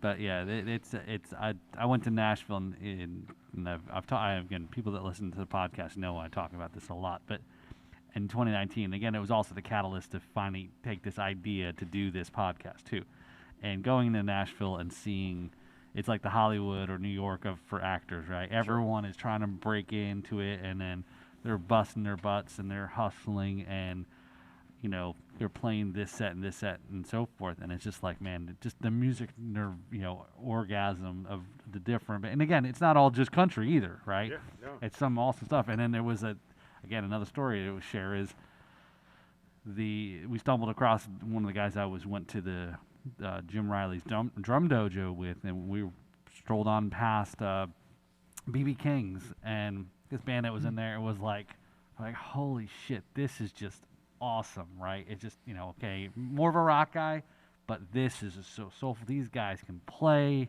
You would think that you're not going to have some schlubs in a place, BB King's, right? You're going to have some really killer folks. So, but yeah, that's pretty cool. Side story about BB King's. I was on a business trip once, and I had my my older son. He was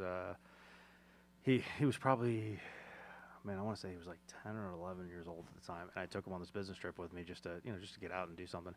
And I finished what I needed to finish, and we had a couple of days to kill. And so we were walking. We were in Memphis, and we were walking down Beale Street, and we went into BB King's, and it was probably 4 o'clock in the afternoon, and got a pulled pork sandwich, sat down, and then all of a sudden like some blues started playing or whatever, and we looked up, and BB King was on the stage. Oh wow! It was him? Yeah, he was just there. He was just there. He was playing and stuff. So he'll tell the story. He'll tell the story like all the time about how like, my dad ruined pulled pork sandwiches and live music for me, because he'll say, my first pulled pork sandwich was in Memphis on Beale Street and watching BB King play. He goes, how do you top that? Yeah, right. You don't. That's it. The end. That's it. Yep. That's fine. So, all right, Gavin. So, what's with the name? Honestly, the story of this name is a lot less interesting than the other name. I went to practice one day. My guitarist came up to me. Our old name was PG-13. My guitarist came up to me and said, "Hey, I want to change the name to Guts." And I was like, "Okay." And that was that. Yeah. Okay. We were Guts. I don't think. Did we ever ask him why? No. All right. Cool. well, Good story. Yeah. He was just like, to be completely honest, he came up and he was like, "I'm thinking of changing the name to Guts." And I was like, "Okay." And then I didn't realize that thinking meant we're changing the name, and I was like it happened. Yeah, it was like a couple weeks later, and I heard Justin say Guts, and I was like, "Oh, we're Guts now." Okay. It's a good name. I like it. I actually like it in all caps too. I don't Yeah. feel like it quite has the same, like when you look at it and it's like a capital G and a little TUTS. Like it doesn't war. look like Guts needs to be just like Guts. It needs like a punch. My other band I like name, it. though, Unemployed Youth, like, I've had people ask me, like, "How'd you get that name? Like, it's invented." And I'm like, not really. I just sat down on a Guitar Hero one day, and I clicked the random name generator, and that came up. And then I went to practice that week, and I was like, "Hey, what about Unemployed Youth?" And it stuck. And we've been Unemployed Youth for, like, what, 5 It's years? the only time that thing has ever worked. Dude, I that look was at it all the like- time and it's like chicken pox. I'm like, that's not a good name. And like, Yeah. You get, like, Tyrannosaurus Rex sweater, and you're like, Yeah. no, I'm not doing that. Yeah. But then I clicked. Like, Unemployed Youth. I didn't I even do it. I see Tyrannosaurus Rex being more of a punk band, right? Yeah.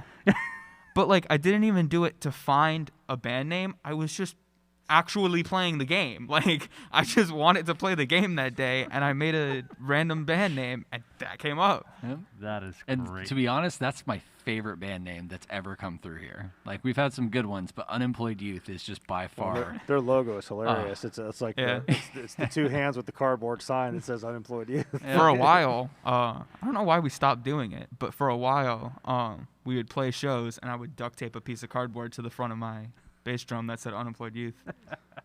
And then the bottom corner, I think it said, "We'll play for tips." Yeah, we should start doing that again. Yeah. We should do it as a live stream, of course, because, you Yeah. know, Why not? get people tipping. That's pretty good. So, yeah. Yeah. Yeah, that's- Maybe we just hang it from here. Just block my face entirely. Exactly. Yeah. You know what I'm trying to do. Just put it right across the glass. Yeah, we can find a way to make that work. Or you know, Be you cool. can put that in the back of somebody's guitar. You know, so the whole Yeah. whole back in the days. He was moniker. he started before the COVID thing started happening and the shutdowns and everything. Swampgrass started having a lot of kid bands prior to the regular night bands, the adult bands and stuff. And so a lot of LMC bands outside of LMC shows would actually book their own shows there and stuff. And so they were starting to become like a regular thing, which is awesome. Which is Right. awesome. That's what Justin's training them for, you know. So that was awesome. And so Gavin started seeing a lot of his friends from LMC bands there, and then through that he started meeting other kid bands and other kid musicians, and they were all like interacting and stuff. And somewhere along the way, someone like he went to a show and someone recognized him, but they didn't know what his name was. Yeah, here you tell the story. I do. So one of my friends was in a band, Tip of the Tongue, and his name's Ethan. And the bass player of that band I had met a couple times, and the two of them made a side project. Is this a cow kid? No. Okay. Sorry. The cow kids. No, the fact that he's also known as cool. the cow kid just is amazing.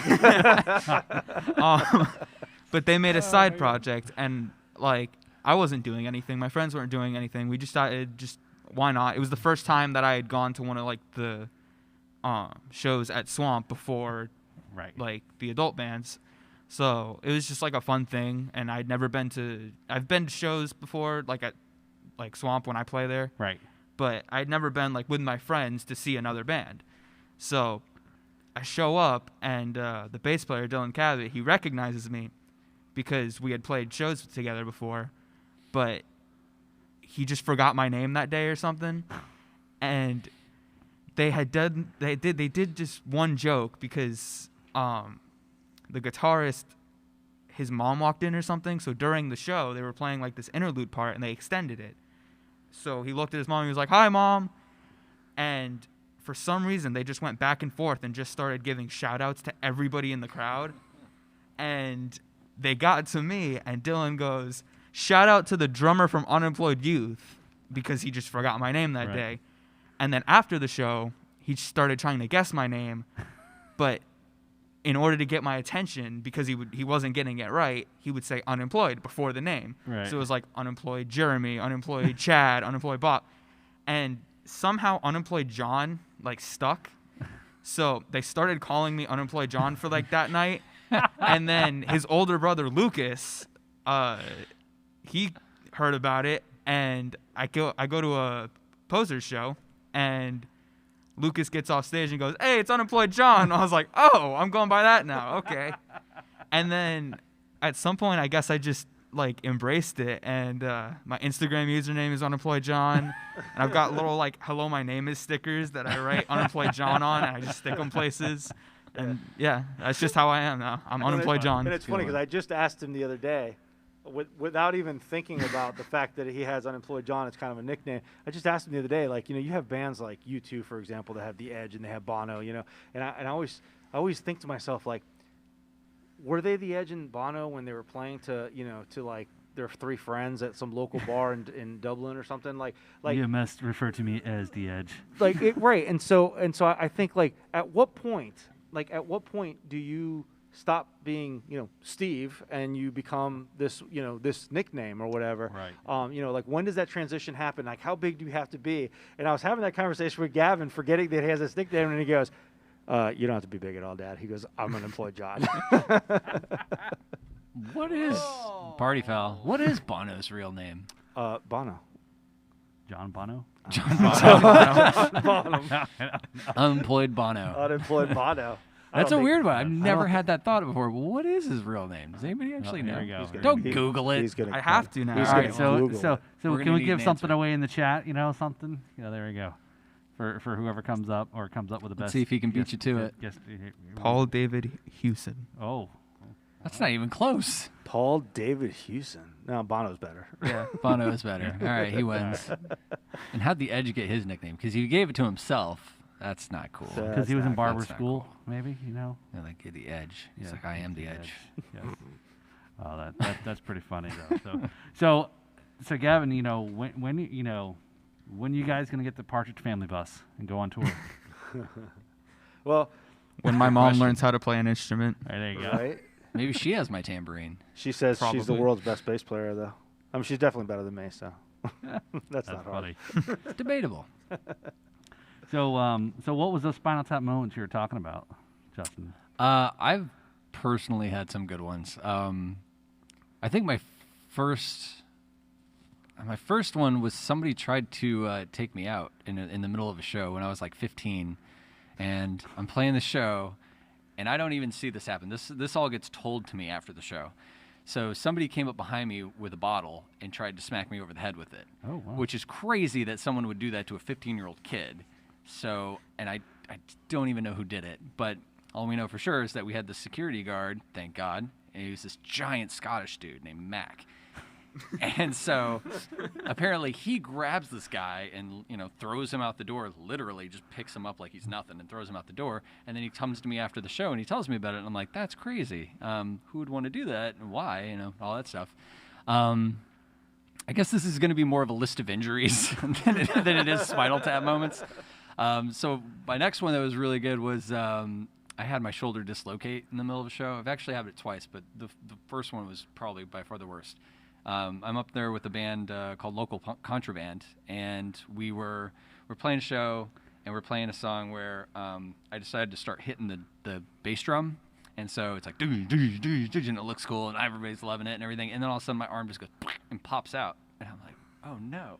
And so I look down, and my arm's just kind of hanging there. And I'm like, oh, this is bad. This is really bad. And I'm still singing. I'm, like, trying to keep it going and everything.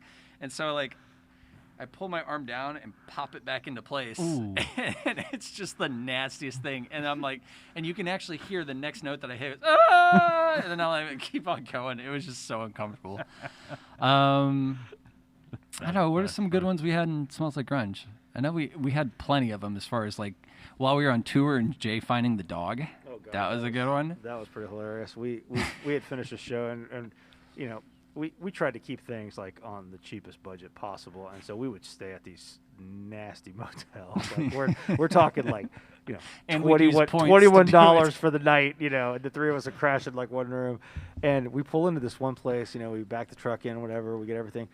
We get out, and there's just this flea-ridden dog that's just following Jay, and it would not leave him alone. So, we go inside.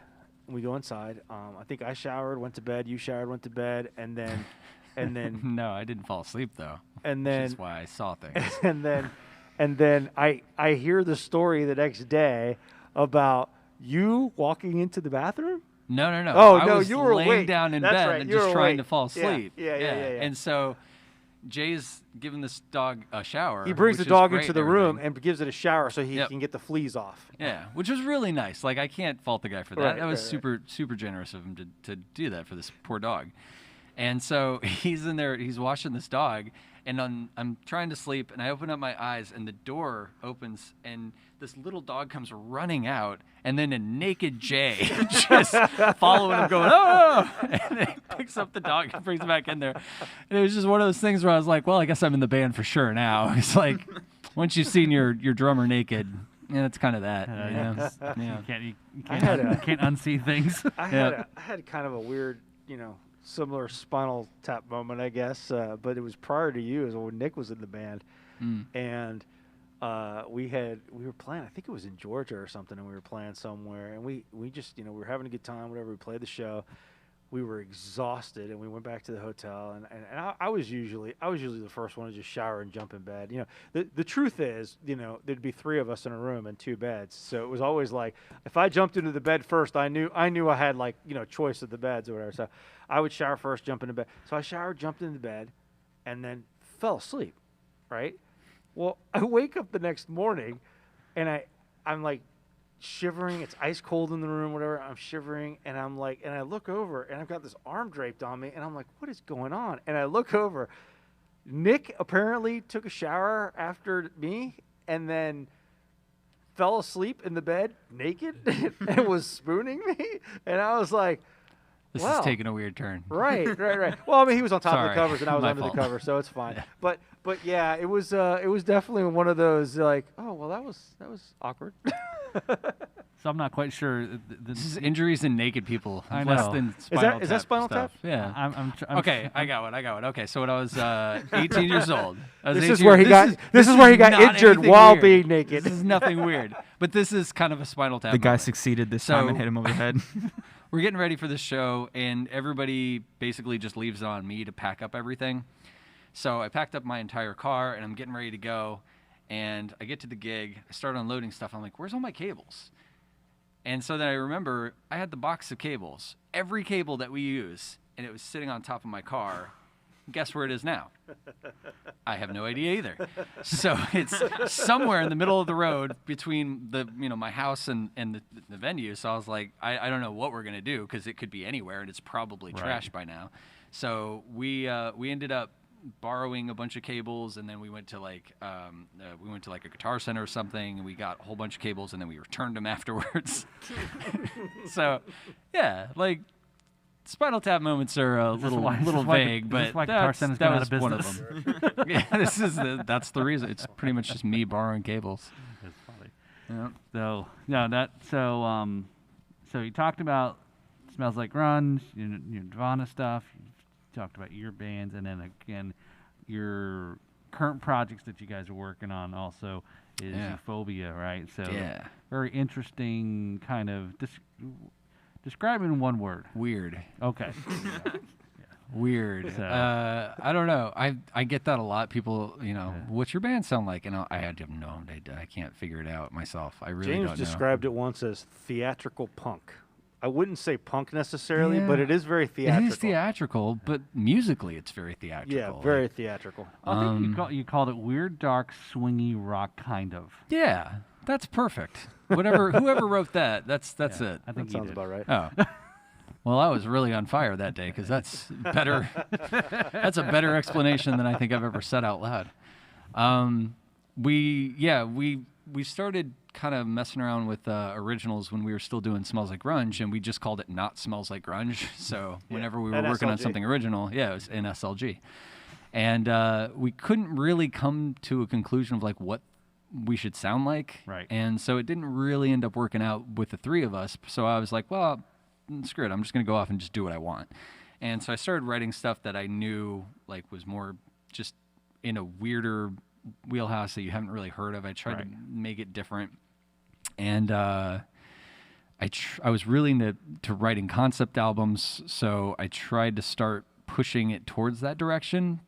And eventually it just kind of worked out. It took about like 3 or 4 years before like the actual concept came together and made sense. And we actually like literally just sat down and kind of went through it as a band, and we were like, okay, so this all makes sense, right? It's an actual concept. I'm not just losing my mind here. And and it totally works. But it took. I really hope the next one doesn't take 3 years to figure out, because it was hell. It was really hard. Like if you ever listened to like The Wall, like just know how much work actually had to go into that for it to feel like a story. Like you can take each part out and play them individually, and it's like, oh, that's great. It's another brick in the wall, or it's Vera or whatever. But when you put it in the context, like it takes on this whole separate meaning. And I was really attracted to that, not just a song can mean two different things, but like in a different context, like what I was talking about with music earlier, like you change one thing, you change everything. So, so we started trying to fit together this concept album, and I wrote a weird story that happened to work. I even pulled some old songs from when I was like 18, 19 years old, and ended up rewriting some of them to make them fit. And it was hell. But to really get it, you got to see it. You just got to go to a show. So like it's just weird. It's evolved a lot. I mean, from the days of him and I doing a couple of these things with Jay and just seeing how it goes, and it just wasn't clicking as far as that original stuff went.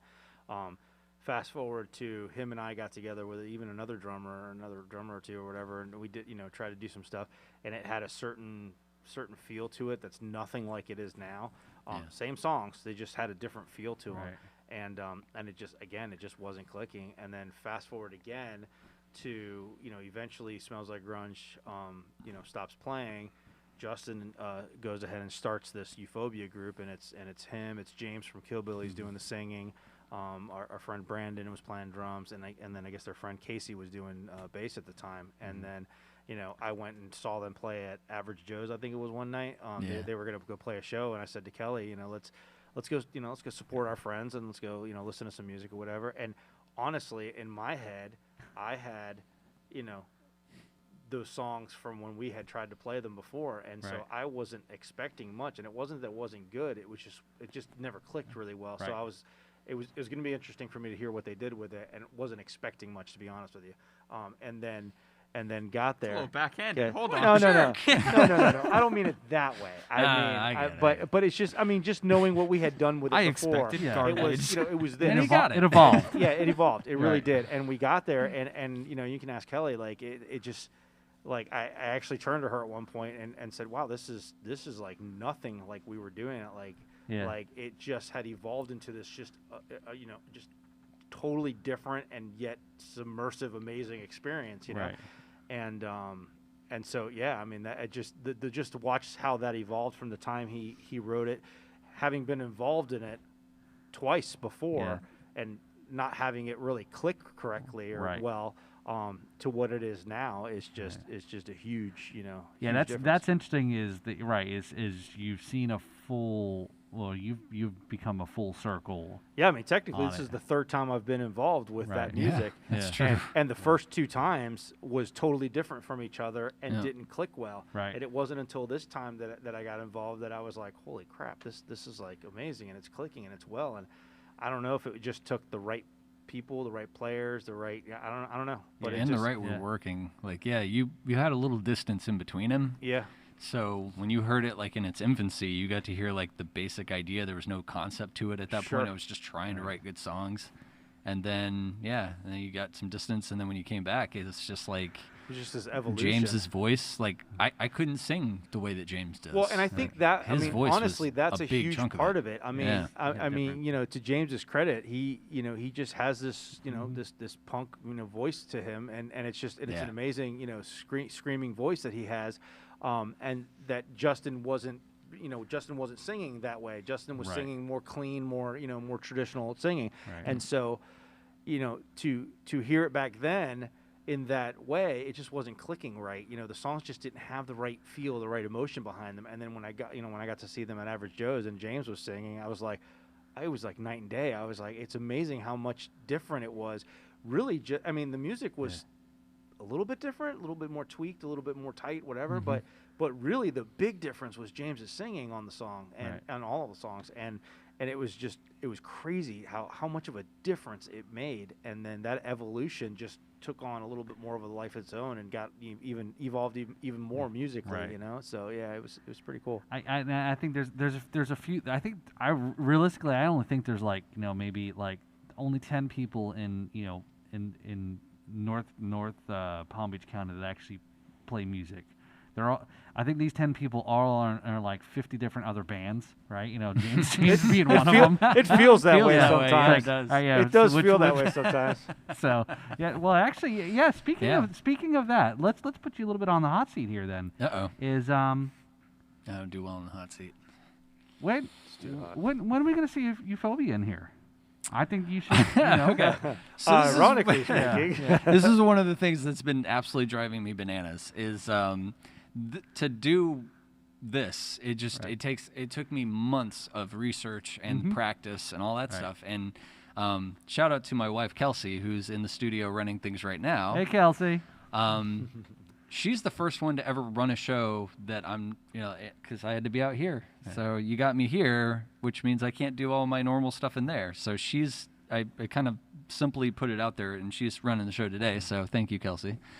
But yeah, we talked about this, like, well, how is Euphoria going to do a live stream? Right. Because I'm the guitarist. I can't do both. Right. And so I started thinking about it, and I was like, okay, well, maybe I can get a series of foot switches that I can like switch between cameras, and I'll just do that too. And then like maybe I can figure out how to turn MIDI into switches for different effects and things. I drove myself crazy thinking of like I'd have like this Neopert number of things, but like all in pedal form. So I'd look like Geddy Lee. So it was just it was really hard to figure that out, and we still technically didn't. But what we arrived at as a group is we're going to go ahead and just record it all beforehand. Mm-hmm. So it'll be our first live stream that's not live. It's a pre-recorded thing. So we decided we were going to go that route. And once we finally figure it all out, and it's going to take a lot of work. We'll portray it as if it was live. Here's maybe an idea is maybe you're, totally talk about bringing the people into an experience, right? And I was talking to somebody about this the other day is, with things like Oculus and VR and, most now because we got broadband and all these things is like how to immerse a live show with the, and again, I know you can't watch too long, and especially if you go to see music, most of the time you're drinking. So again, drinking and Oculus probably don't mix. But where I was going with that is That'd be super cool, though. Is maybe look at a way and to be able to serve it up, maybe not through the current platform that you have, but something that's out there that has the different cameras on each person in the band that allows the viewer to select which camera angle they want to watch. There is something kind of like that out there, but it's more of like just a straightforward, you have different cameras and you can look through them.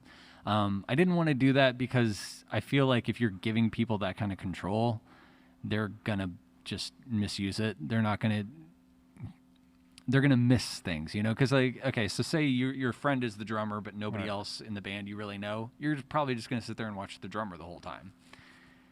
And that's going to get old, like if I do my job right, then I'll give you exactly what you should be seeing. That's going to be more interesting. I get you. I mean, it is cool. Yeah, it's a cool idea though. Yeah. You actually just gave me an idea. Like, wouldn't it be cool if we like got 3D cameras and everything, and we each put them like there, so you could be the guitarist in the band? Like that would be dope. Well, that not would be super cool. not quite to that point, but Gavin, interesting you should bring it up. I did the 3D walkthrough for the school recently, and I was actually just looking at some different software and stuff, and apparently the 360 cameras, I have 2 of them now, and the 360 cameras that I use do 360 video as well. And it had me thinking the other day of how cool would it be to do a 360 experience, where the band is playing, in the round or something, and you can move the just like you would on your screen, you grab your photo, your 360 photo, and move it. You'd be able to move that video around. So there is software that can do that, and I was looking at it, and that's something that I was actually thinking about, like, oh, it'd be kind of cool to try it for something, And so I've become further in debt because I'm going to have to buy this too. To Justin's point, though, I don't think anybody wants to see like a point of view from me because they'll just get nauseous. Like hair all in the way. Dude, I get nauseous. Like, that would be I can't imagine cool, I can't imagine the motion sickness from that. All right. Like, imagine if like I don't know, Guns N' Roses or whatever was doing a show and you could be Slash. You could like look down and like see the fingers rolling. You know what I mean? Like that would be. Well, I think that's the thing is like if you had that'd be really cool, right? The Oculus or to be able to do that, right? And again, let alone like Guitar Hero where you're actually playing at home, and again, it's a video game and so forth. You got to listen to the podcast. Gavin is one of the guests last year said that he had learned playing drums actually from the I wasn't allowed to touch those. True story. It's hard. I know it's hard. Just do the real thing.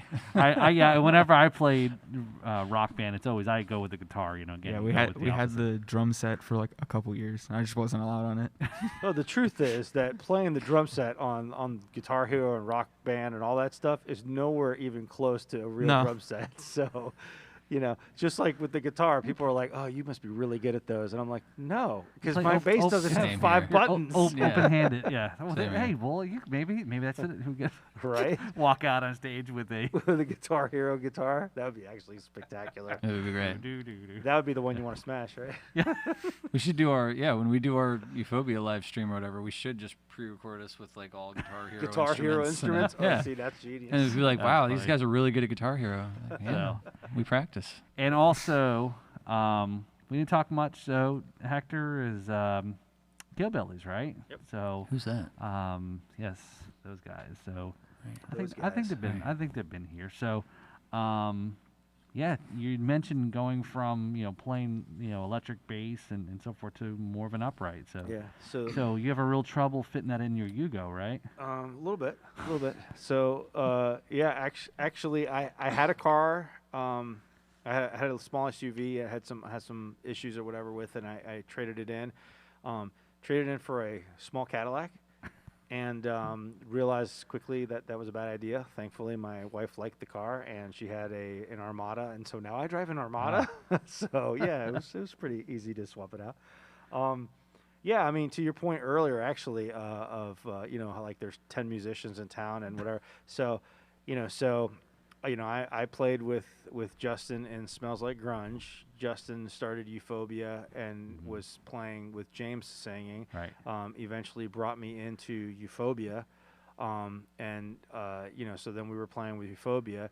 James started playing banjo with Killbillies. And then one day after a Euphoria practice, we were in the parking lot talking, and James was mentioning that they might be needing a bass player at some point, and then like his eyes just lit up, and he went, "Oh wait, you're a bass player." He's like you should try it out. And my initial thought was like, well, I'm not 100% sure if that's really the music I want to do, but we could talk about it or whatever. And I don't think a week went by, and I found myself at James's house with Ben, and the three of us were there, and I had an acoustic bass, and I played, and I was like, yeah, okay, cool, I dig this. This is fun, and I did that probably for maybe a month, like 3 weeks like that, 3-4 weeks like that, and then started playing some shows with them, and I played the acoustic bass plugged in like maybe 3-4 months like that. I mean, it was like I think June of last year was our first show, and they were very sporadic shows at the time because things were just starting to get going and stuff.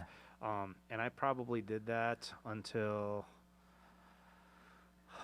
August, September, probably September-ish, September, October, somewhere in there. But right around June, my wife had picked up a stand-up bass for me for Father's Day, and it was just a used one I had found. I was looking at it, and so she picked it up for me, and I was practicing with it, and Ben finally, for lack of a better phrase, shit or get off the pot.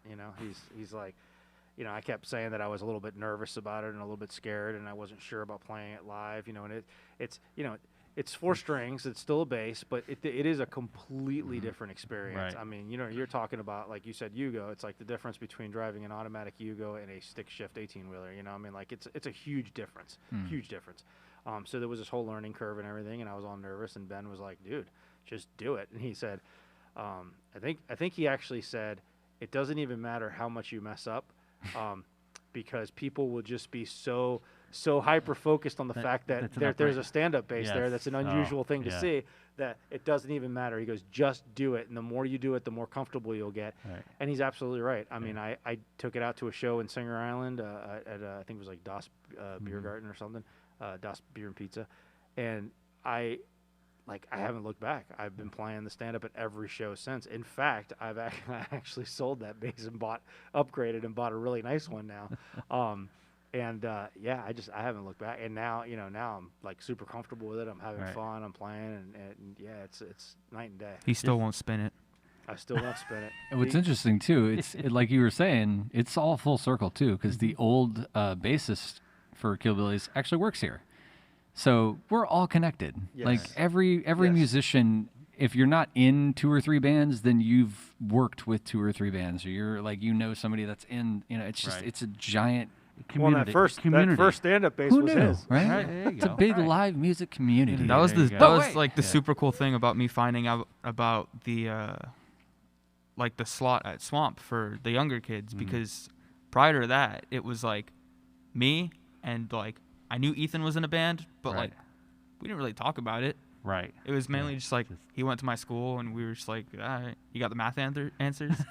So, I started going to those shows, and, I became better friends with Ethan. I met more people. I met more bands. I became, good friends with everybody from, the Posers.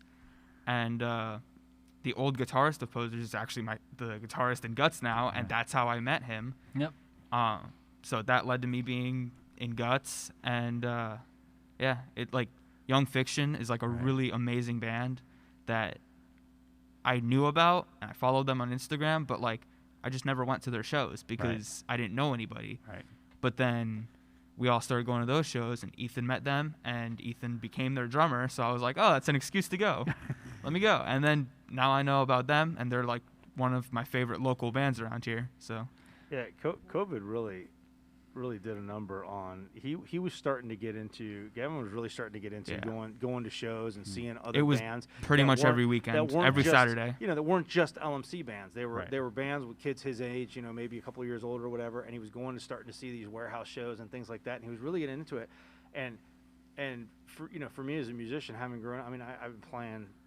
I'm playing bass since I was 18. I played saxophone from the time I was in first grade. So I've been a musician as long as I can remember practically, and so for me, Gavin going to all these little venues and these warehouse shows and meeting other musicians and going, and seeing these other bands, for me it was amazing because like you said, you know, there's this tight knit group of musicians, and that's how it happens. Right. I mean, if I hadn't, you know, met Justin at Swamp, you know, he wouldn't have been in Smells Like Grunge. Right. If he wasn't in Smells Like Grunge, I wouldn't be in Euphoria. Yeah. If I hadn't been in Euphoria, I wouldn't have met James. If I hadn't met James, I wouldn't be in Killbillies. It's like this whole network. There's a lot of 7 It all leads back to me. Yeah, it all leads back to Justin. It's all your fault. It all leads back to Swamp too. But that's true. You know, but the truth is, like, seeing Gavin was starting that momentum of meeting these musicians, right. And like, you know, and like he'd tell me, you know, Dad, this guy's really good, or this other guy, and I could already see his wheels turning of, you know, forming a band with some of these guys, you know, forming another band and things like that outside of LMC, which is, you know, we love LMC, but ultimately that's the goal is to you know, get him to the point that he can do his own thing and he can do his own bands. It wasn't even just it wasn't even just like me seeing people and being like, hey, I'd like to be in a band with them, because like obviously you see people and you're like, hey, that's a really good bass player, I'd like to be in a band with him. Right. But it was like some of these bands were like super dedicated and they're like 19, and like it was a couple shows in where it clicked to me where I was like, oh, I could also play like that if I wanted to. And like one of like the really big eye openers was I was watching Young Fiction for the very first time, and this is why like this will stick with me forever. They were playing and the bass player had dropped his pick, because you know he's a pick, he plays with a pick, but that's his first mistake. No, I'm kidding.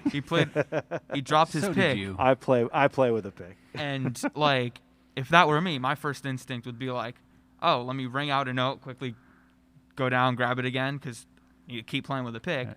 But he just played with his hands for like the rest of the song, and it was the beginning of the song, and he goes into it. So by the end of the song, he had split open his finger, but like he didn't do anything about it. He played the rest of the show with a busted open finger, like just blood all over his bass. Been there. Yeah. I think we've all been there. Yeah, that was like the first time I had seen something like that, and I was like, that's like really cool to see, because like he is so clearly into it. Yeah, and then a couple weeks later, that happened to me at a church show. Right. That was fun. Bleeding at church. Yeah. I just walked off stage, and people were like, Gavin, that was a good show. I was like, yeah, I can't really talk, and just blood going down my hand. Yeah. It's just his kit too.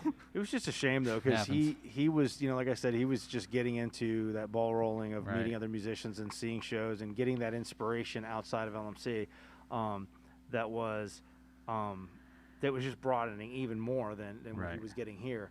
And I, you know, it was a good thing. It was a really good thing. And then, you know, then COVID happened, the world shut down, and he hasn't really been to a show other than a Killbilly show. So it's that next sad.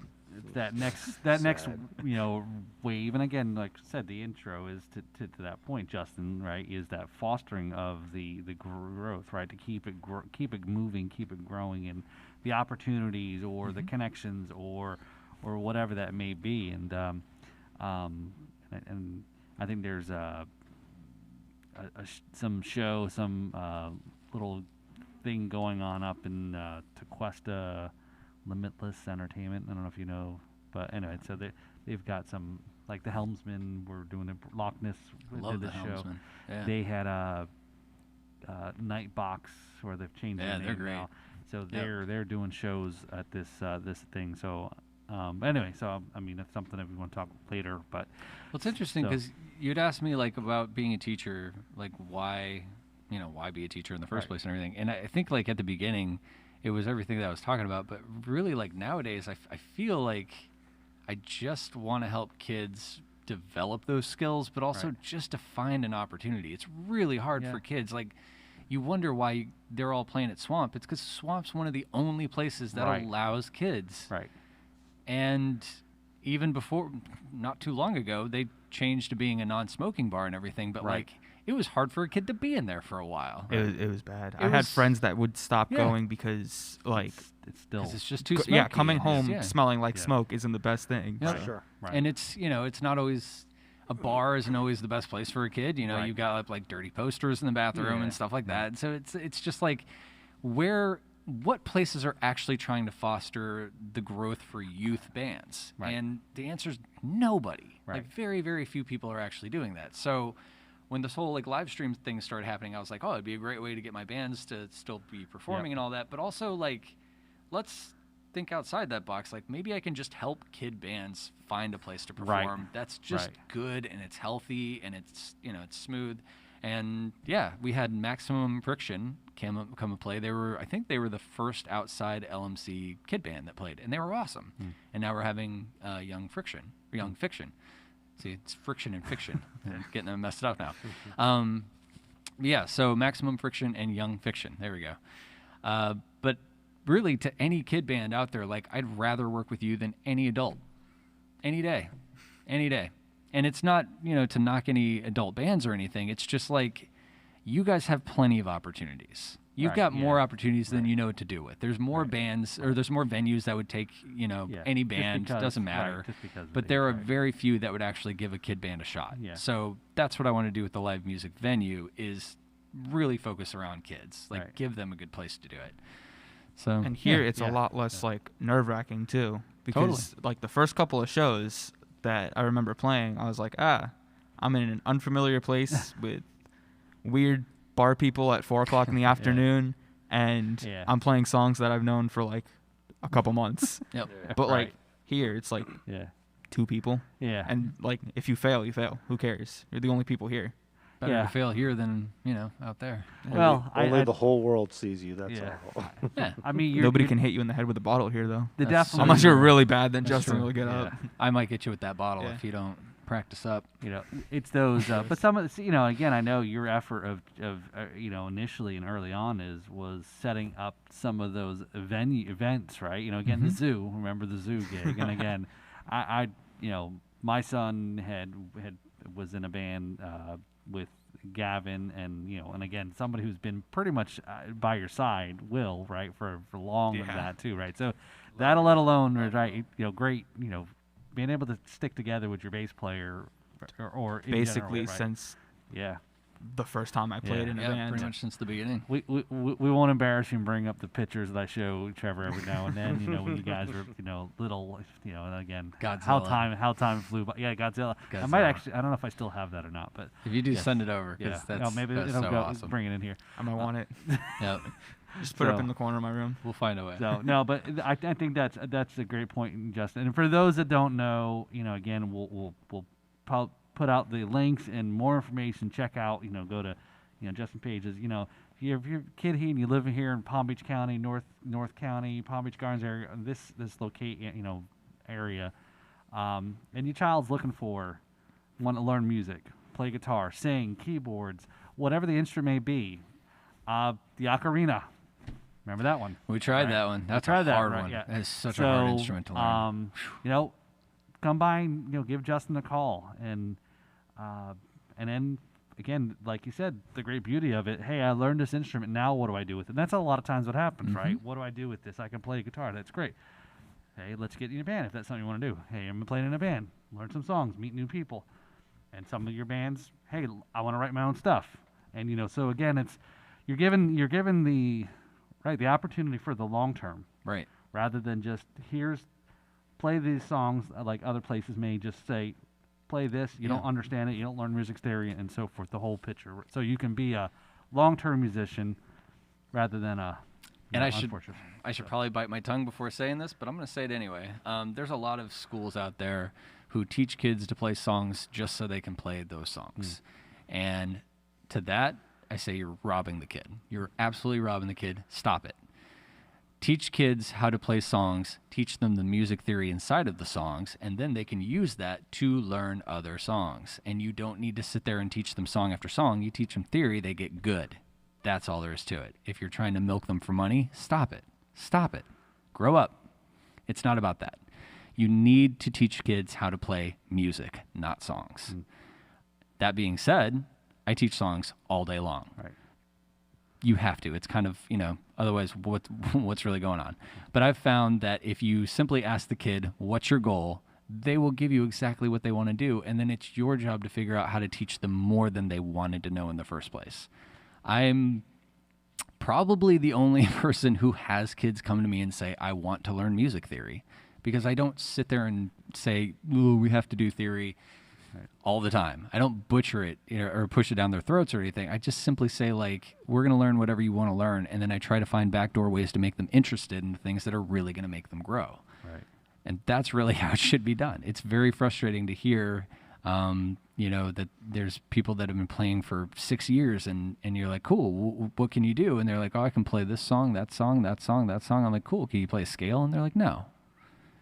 It's like, how is that possible? You've been playing for 6 years and you have no idea how to play a scale. You don't know what your open chords are, things like that. It drives me nuts. So when I get kids from other schools, it's one of the most frustrating things because I got to be like, okay, all that stuff you learned, we have to backtrack because somebody taught you wrong, and now we have to relearn everything. Right. And it's very disheartening for them to be like, oh, wow, I've been, forming my G chords wrong all these years. I don't know anything about a bar chord. I don't, it's frustrating. Yeah. It's just super frustrating. And that's excellent, Justin, because I think as much as you're not going to get point A to Z and shortcut it, even though as much as kids or even like in school, right? You hate all the building blocks that you need for something like math. Yeah. You want to get to here, but you've got to do that long because again, at the end of the day, if you don't know it, it's just going to be just not great, and then not have whether it's credibility or the love to be able to appreciate the aspect of that. And yeah, hey, we all know, right? That's the challenge that you just explained there is we want the instant gratification. I want to learn to play a song. Okay, that's great. Let's do it, but also and do that for a while because they need to fall in love with it. So go ahead and do that for a while. But then there's going to come a time when they need to know more. And most of the time, the kid's smart enough to realize it. But, are you a good enough person to stop putting them on stage for no reason and teach them what they need to learn to leave? Because if I do it right, they will leave. Right. That's kind of the point. I've had a couple of bands where I sit down and tell them, hey, guys, you're getting really good. You don't need me anymore. Like, let's move on. And I had one of the parents fight me about it and say, no, we want them to stay there and we want to keep paying you. And I'm like, you don't have to. Like, stop it. Just let them go and experience things on their own. And I'll be here. If they have any problems, like, bring them back. Like, we can work months, stuff like that. But yeah, if I do my job right, you shouldn't be here until you're 20 years old. You should be leaving fairly soon. I was actually going to say, Gavin is kind of at that point. He's getting there. Kick him out of the house. One of my one of like the favorite things, like looking back on what I did at AMC, at LMC is it's less about like the music I played or even the music I wrote. It's more about like the stuff I learned here. I was able to pick and choose what I liked to do, what I liked to hear, and what I didn't like. And now I feel like I'm starting to develop like my own style and like what I personally sound like as a drummer. Right. And I think that's really cool because like obviously you can listen to a Led Zeppelin song and be like, that's John Bonham. Right. Because he's doing the Bonham things. Right. And I think it's super cool for me to be like playing a song, and I'm not playing it like Travis Barker, and I'm not playing it like Neil Peart. Right. I'm playing it like me. So that's super cool to me. Like it's my fills, it's my just style of playing it. Right. And that's what and that's what separates you apart from others. Right. Yeah. What's interesting too is Gavin's in two different bands. One of them is a purely cover band. We've tried to write and it's just not working. It's just not, if you don't have somebody in the band that's like 100% into the writing and pushing it, you typically don't. It doesn't really work. But his other band, Guts, is almost exclusively an original band. So he's gotten to see it from 2 points of view. One of them, the more talented you get, the better you are at covering the tunes, and the other one, the more talented you get, the more you can express yourself. Right.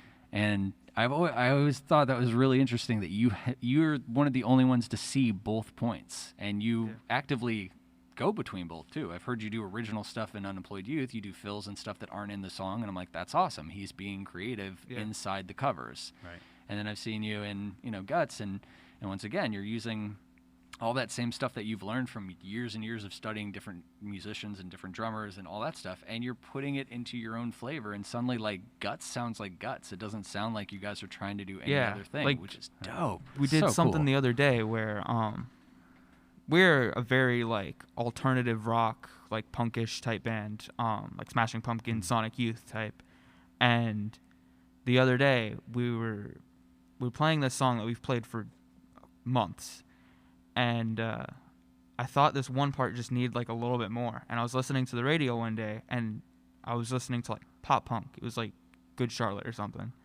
and there was a drum part in it that I thought was really cool. And then I was thinking about how to implement it in like what I was playing, and I was thinking more of the covers. And then I realized that this original, it worked really well in. So it's super cool for me to be able to like take stuff that's clearly not us, like just angsty pop punk, and bring it into alternative rock. Right. Like, just cool to like, because I know where that's from, but then once we have the finished product, like, it's just us. Right. It's back to that same idea of context, you know? Yeah. It's so cool. Well, it's been really cool to see, like, over the years, too, you know, him playing at the house, you know, going out to the garage and sitting at the drum set and playing. And, you know, just seeing him develop from, I walk in there and he's playing this cover, he's playing that cover, and he's trying to play it, like, you know, just like the song or whatever, to I'll walk in and he's, you know, he might be doing a cover or he might be doing something else, and you know, he's working on something. And then, you know, to your earlier question, do we jam out? You know, not that often, but when we do, it's really cool. Like, I don't have to play, like, yeah, we'll play some, you know, Blink-182 or something, you know, something we both like or whatever. But for the most part, like, there's been plenty of times where, like, I just go into some, like, power chord tangent and start playing some, you know, goofy stuff on the guitar or whatever. And this guy's just picks it up, going off and doing his own fills and doing his own thing. And that, like, to me, like, that just shows how much he's grown as a musician over the 7 years he's been here. You know, he's gone from this to being able to just do his own thing. That's a huge level too. And even listening to you last night, you know, when we shot the promo, you know, I think I'm glad we remember you were still in there. You know. Yeah, I was definitely doing some weird stuff. You know, but listening to your work, you know, especially in your hi-hat work, you know, and the more you get into that, and it just we'll start kind of wrapping things up. But listening to, I think it was an interview or even a home video, I think it was Jeff Porcaro had talked about how he came up with his shuffle patterns for Rosanna and you know, in Africa, right, is taking a little bit of Bonham, John Bonham, yeah, and the taking Purdy a little, shuffle, and kind of doing, and again, what's become, I mean, again, I know Porcaro's up there. Again, more people know John Bonham than Jeff Porcaro, you know, unfortunately, you know, where do you kind of put those two, right? That's a tough one. And then let alone, they were both based off the other guy before him, who's still out there, right? And those influences, right, is, you know, it was kind of interesting. And again, Led Zeppelin didn't always just play that kind of style of music. They kind of had a little bit different things. So very cool. This is good. A lot of good conversation. So all right, so we do come down to the tough part of the night here. So as we start and wrap things up here. So if you have seen or listened to the podcast, you know, again, we have our little bit of interrogation that we do here. So you got to put your thinking caps on. And these are questions that you'll be asked. Since we're 3 guests, I will each give you one of the questions that is pertained specifically to you. So luckily, if you came on this podcast by yourself, you would have gotten all 4 questions, but we'll be fair and hit you all up a little bit.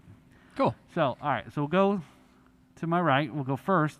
So Justin, so and this is kind of interesting. Again, a lot of things that we call that. The podcast has evolved where it was always trying to figure out what to name this little segment, right? And somebody chimed in when it was on the YouTube, called it In 4 Beats or Less. So I'm like, okay, I liked it. I said that really is catchy. Yeah, you know? that's good. Again, when a couple weeks ago, when I had a rum podcast with specifically just rum, I said, well, I guess I have to call it In 4 Sips or Less, I guess, you know, and because it's not drums. So it's great to kind of see some of that evolution of the podcast. So, Justin, in 4 beats or less, and again, you've got the ideas. Answer the question first, and it comes into your mind, right? Cheetos. Oh, we haven't started. Sorry. Oh, are you hungry? Are you hungry? Is that a little what it bit. is? Okay. A little bit. All right. Behind the scenes or out front performing? Behind the scenes or out front performing? Can you? Yeah, I don't know what you mean. You know, so kind of some of the things you do here, you know, whether you're the sound guy, whether you're kind of running some of the stuff, or, you know, out there. Would I rather do sound or be on stage? Or someone who's like kind of. 1, 2, 3, 4. I still don't know. I love to put on shows. I love to put people in the spotlight and just watch them go. And I love to make sure that they sound good. I like taking on that responsibility, but I also love to be the one up there. And I'm usually like very picky about it in my head. Right. But I'm very easy to work with outside. So I'll drive myself insane instead of driving other people insane. God, that's impossible. How do I answer that? Flip a coin. Now you're freaking, Yeah, now I you're, agree. Now Just you're flip a freaking these coin. guys out to No, know what you're- questions they're going to get asked. You're more comfortable idea. behind the scenes. I think I'm more comfortable behind the scenes. You're a but different person on stage, definitely. That's for sure. I don't know. I'm the first one that's just going to say I can't give you an answer on that one. I'm sorry. I'm sorry. You don't want to. You don't even want to pick. I can't. You want to phone a friend? I love them both the same. We should call Ben. He's been trying to get a hold of us the whole Call him time. on the podcast. That would be probably the first time we'd actually had to make a phone call. I'll say on the behind podcast. the scenes. Behind the Okay. scenes. Okay. No, wait. No, I'm just playing. Let's Now do you're it. never allowed to play a show again. I know, right? I feel like I'm having to choose. I love being behind the scenes. I do. That's why you're stuck with doing your doing the band, right? The Yep. phobia, right? So Yep. some of that. So, all right, okay, that's good. Again, those are some of the questions can kind of make you think about it. That's a tough one. All right, Gavin. If you can meet any other drummer, besides me, who would it be? Ooh. That's tough.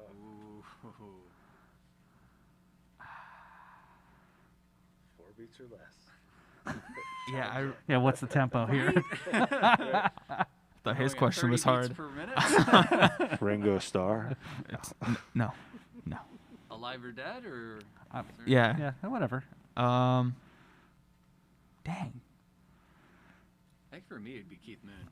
Yeah.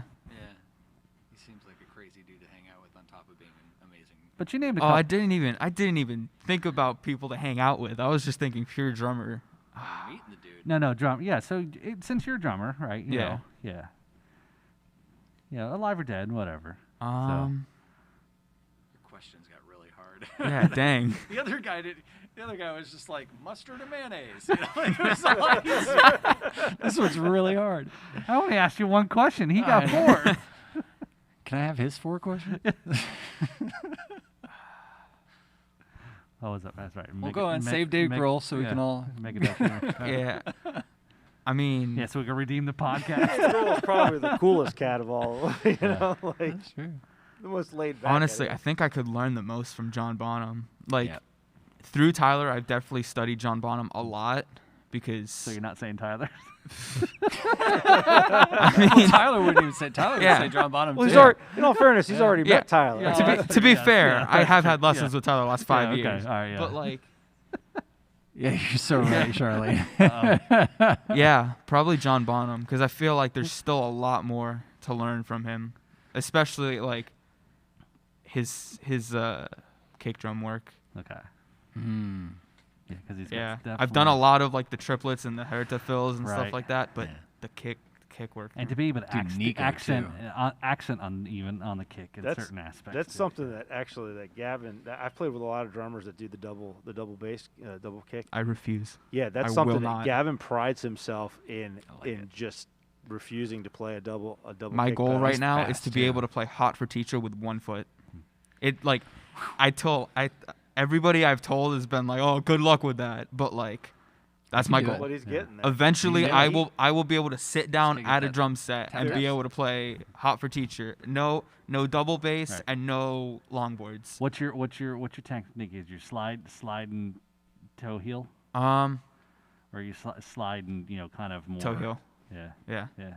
Yeah, I had to like do that. I was like, Let me find out. How do I Yeah, do it? there How do it I is. do Hold it? on, Oh yeah, hold that's on. not, Okay, oh, yeah. I've listened to I him a just few do it. times where like I walk in and I hear him doing something Yeah. and then I start looking behind his drum set like thinking like, oh, did Justin let him borrow like the double and I'm like, holy crap, he's getting fast. Yeah. Like he can't keep He had a good it up. teacher. Yeah, he can't keep that pace up, for like the whole song, but for like spurts Yeah. throughout the song, he can. Yeah. He's I've getting got- really fast.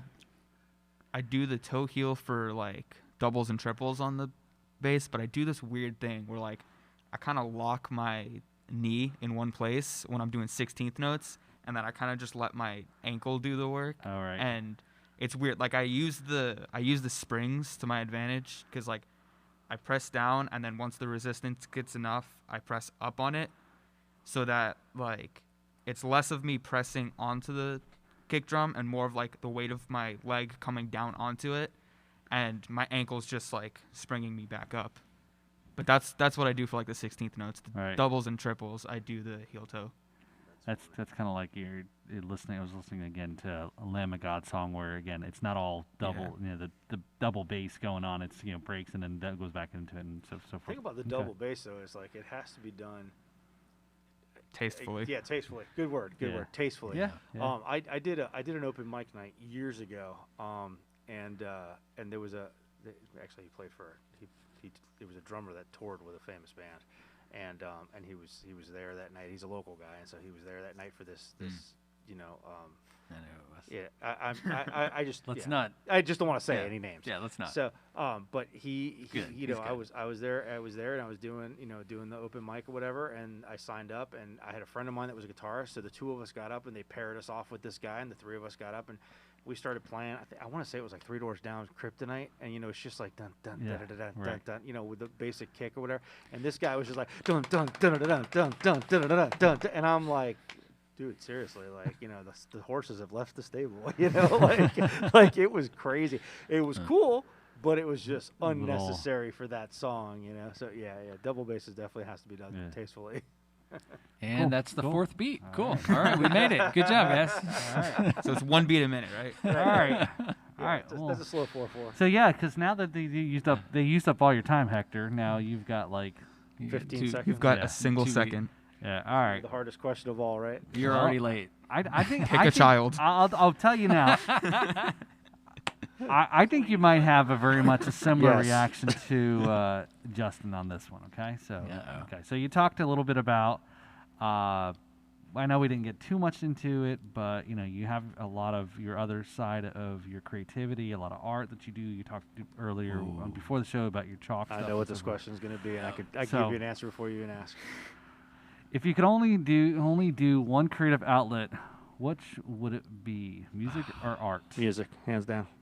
Okay. Oh, wow. That was a lot easier of a choice I thought it was going to be. He actually hit the time limit. Okay, so I hit the time. I can give you an explanation outside of the time if you'd like. Yeah, sure. So both of them are very creative for me. Both of them I enjoy quite a bit. The thing about the art for me is that I'm not a studio artist. So typically speaking, when I'm doing my art, I'm out in 98-degree weather for 12 hours at a time, 2-3 straight days in a row. Right. On your hands and knees. On my hands and knees, it takes a toll on my body. So at the end of the weekend or the end of the 3 days or whatever when I'm doing the art, it beats me up. It beats me up quite a bit. So where I enjoy the end game, I enjoy the design, and I enjoy where it ends up at. Right. I don't always enjoy the process. With music, it's just the opposite. Music, I enjoy the process. I enjoy starting it. I enjoy ending it. I enjoy playing. I enjoy everything about music. Okay. Because as we all know, hitting two guitars together does not hurt at all. Not at all. Well, A little bit. All right. So as we wrap up here, we'll go around the room here and let each of you kind of share whatever you want to promote, plug, whatever you want it is. So we'll first start. All right, Hector, what do you got going on? Killbillies will be dropping our live album that was recorded here during our live stream. We'll be dropping that soon. We don't have a specific release date per se, but we should be getting the CDs back from the manufacturer in the next week or so. So it'll be soon. Excellent. It'll be soon, probably before St. Patrick's Day for sure. All right, and then Euphobia's going to be doing a live stream here. Eventually. Live stream eventually. And where can they check out? Killbillies.net is Killbillies. And Euphobia is on Facebook and Instagram at Euphobia Band. Is it, Justin? I don't know. I think it's Euphonia Euphobia Band, Yeah. And you're going to be pretty busy here in the next couple weeks here with St. Patty's Day, obviously. Yeah, Killbillies has a pretty large repertoire of Irish style music, and we keep adding more to it, St. Patty's week is very busy for Killbillies. This will be my first St. Patty's with them. And as we were talking before the podcast, I think I was counting up, and it was something like 10 gigs in 11 days or something. So yeah, it's going to be some gigs were 2 in a day. So it's It's gonna be an interesting week. It's funny. Ben is like, he's English for 51 weeks of the year, and then for this 1 week, Well, he's he is just half suddenly Irish. I think it's I either his mean, mom or dad is Irish, so Yeah. that counts, No, right? Yeah, no. Most people that aren't No. from We, there, if we you're either- tease him when You people go and ask if an he's Irish Irish. person if that counts. When people ask him if he's Irish, and and he says he's English, we always tease. We always Yeah. tease and try to cut him off real quick. Oh no, he's Australian. Or something, or we come up with something like, oh, he's from New Zealand. We New try to come Zealand, up with yeah. something ridiculous. You didn't see him in Lord of the Rings? He was one of the 8 people. Yeah. But yeah, so you guys don't you do an Ace of Spades, or am I mixing up? We Yeah. do. Okay. We do. So we've got a lot of originals. I couldn't remember which band James was in that I know. Yeah, Ace so of we have a Spades lot is of done. we have a lot of originals. yeah. Actually, every band that James is in does Folsom Prison Blues. Yeah, that's and true. That's a true story. 100% true. Butch yeah. does it. Euphoobia does it. And we all do it differently, Killbillies too. do it. Yeah. Poor James ain't here to defend himself. Yeah, until he yeah. goes and watches Every it. band. He loves it. But He and loves it. every band does it differently too. Right. So yeah, Killbillies does. We have a ton of original stuff, but we to fill the time when we're playing out at these places, we have a lot of covers. Right. Most of the covers we play, we don't play them the way the originals Right. are. Yeah. No, it's the way and they that's are. We kind of have our own spin, our own Yep. style, and we do silly things in kind of that bluegrassy Killbillies Celtic style. We do things like Tiffany. I think we're alone now. We just That's good. the outfield. Right, yeah. Stuff from the '80s like that. We do Ace of Spades. Yeah. We do quite a few things that aren't necessarily part of the genre that would normally be in the Killbillies repertoire, but then Right. we put our own spin on it, which I love it because it just makes it an original cover. So And you guys are killbillies.net, right? we are killbillies.net. cool. All right, so very good. Gavin. Both my bands have Instagram.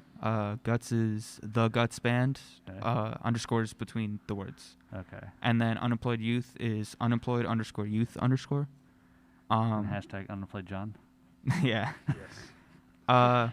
We're on the LMC's YouTube page. You can watch. Both the bands have live streams posted, and Unemployed Youth has Every Breath You Take, our original cover, and Guts is this Sunday. Unemployed Youth is next Sunday, both at 7 p.m.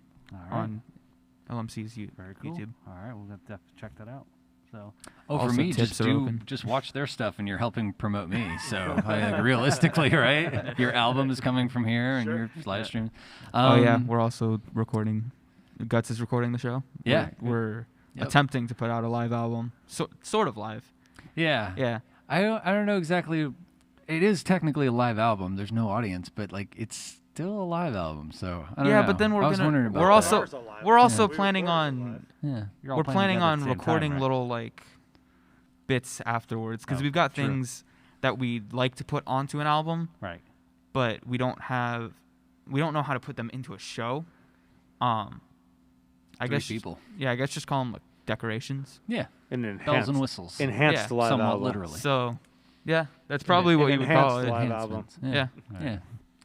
Yeah. As far as I go, music school, live stream venue, and recording studio are all at livemusiccommunity.com. So go check that out, and you can get a hold of us through that pretty easily.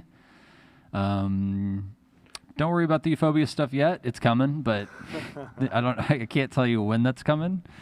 And go check out old Smells Like Grunge stuff because that was a lot of fun for us. We worked really hard on it. We tried very hard to recreate exact shows, even a couple of them. Yep. So yeah, it's always good to get some love from all that stuff. So That's or all just still up on Facebook and yeah, everything. So. yep. There's And some good YouTube videos too. if you want to take a look at Justin's facility here, there's a virtual tour on his website that you Yes. can go through, and you can actually even hook it up to an Oculus, and there's a VR option. Yeah. And you can actually walk through the entire studios here, all the different rooms, everything. You can walk through the entire thing and just look at the setup and check it all out without even having to come here yet. So. I was gonna do that, but then I realized I could just walk through the front door because I own the place. Right, So right. yeah, It almost kind of felt like last night, right? yeah, Yeah. a little bit, Yeah, it was fun. So That no, was that's very cool. So your stuff, yeah, definitely check out the. Well, I think we've hit anything that we've not covered, or I think we've. Drink rum too. Drink rum. Yep. So I think here I spilled some of it on the table already, but yeah. He got drunk and That's threw alcohol. it through That's the alcohol bottle. abuse, isn't it? We got the. Hey. Our drums and rums here, and so some of us are enjoying some Code Rum here, locally made here in West Palm Beach.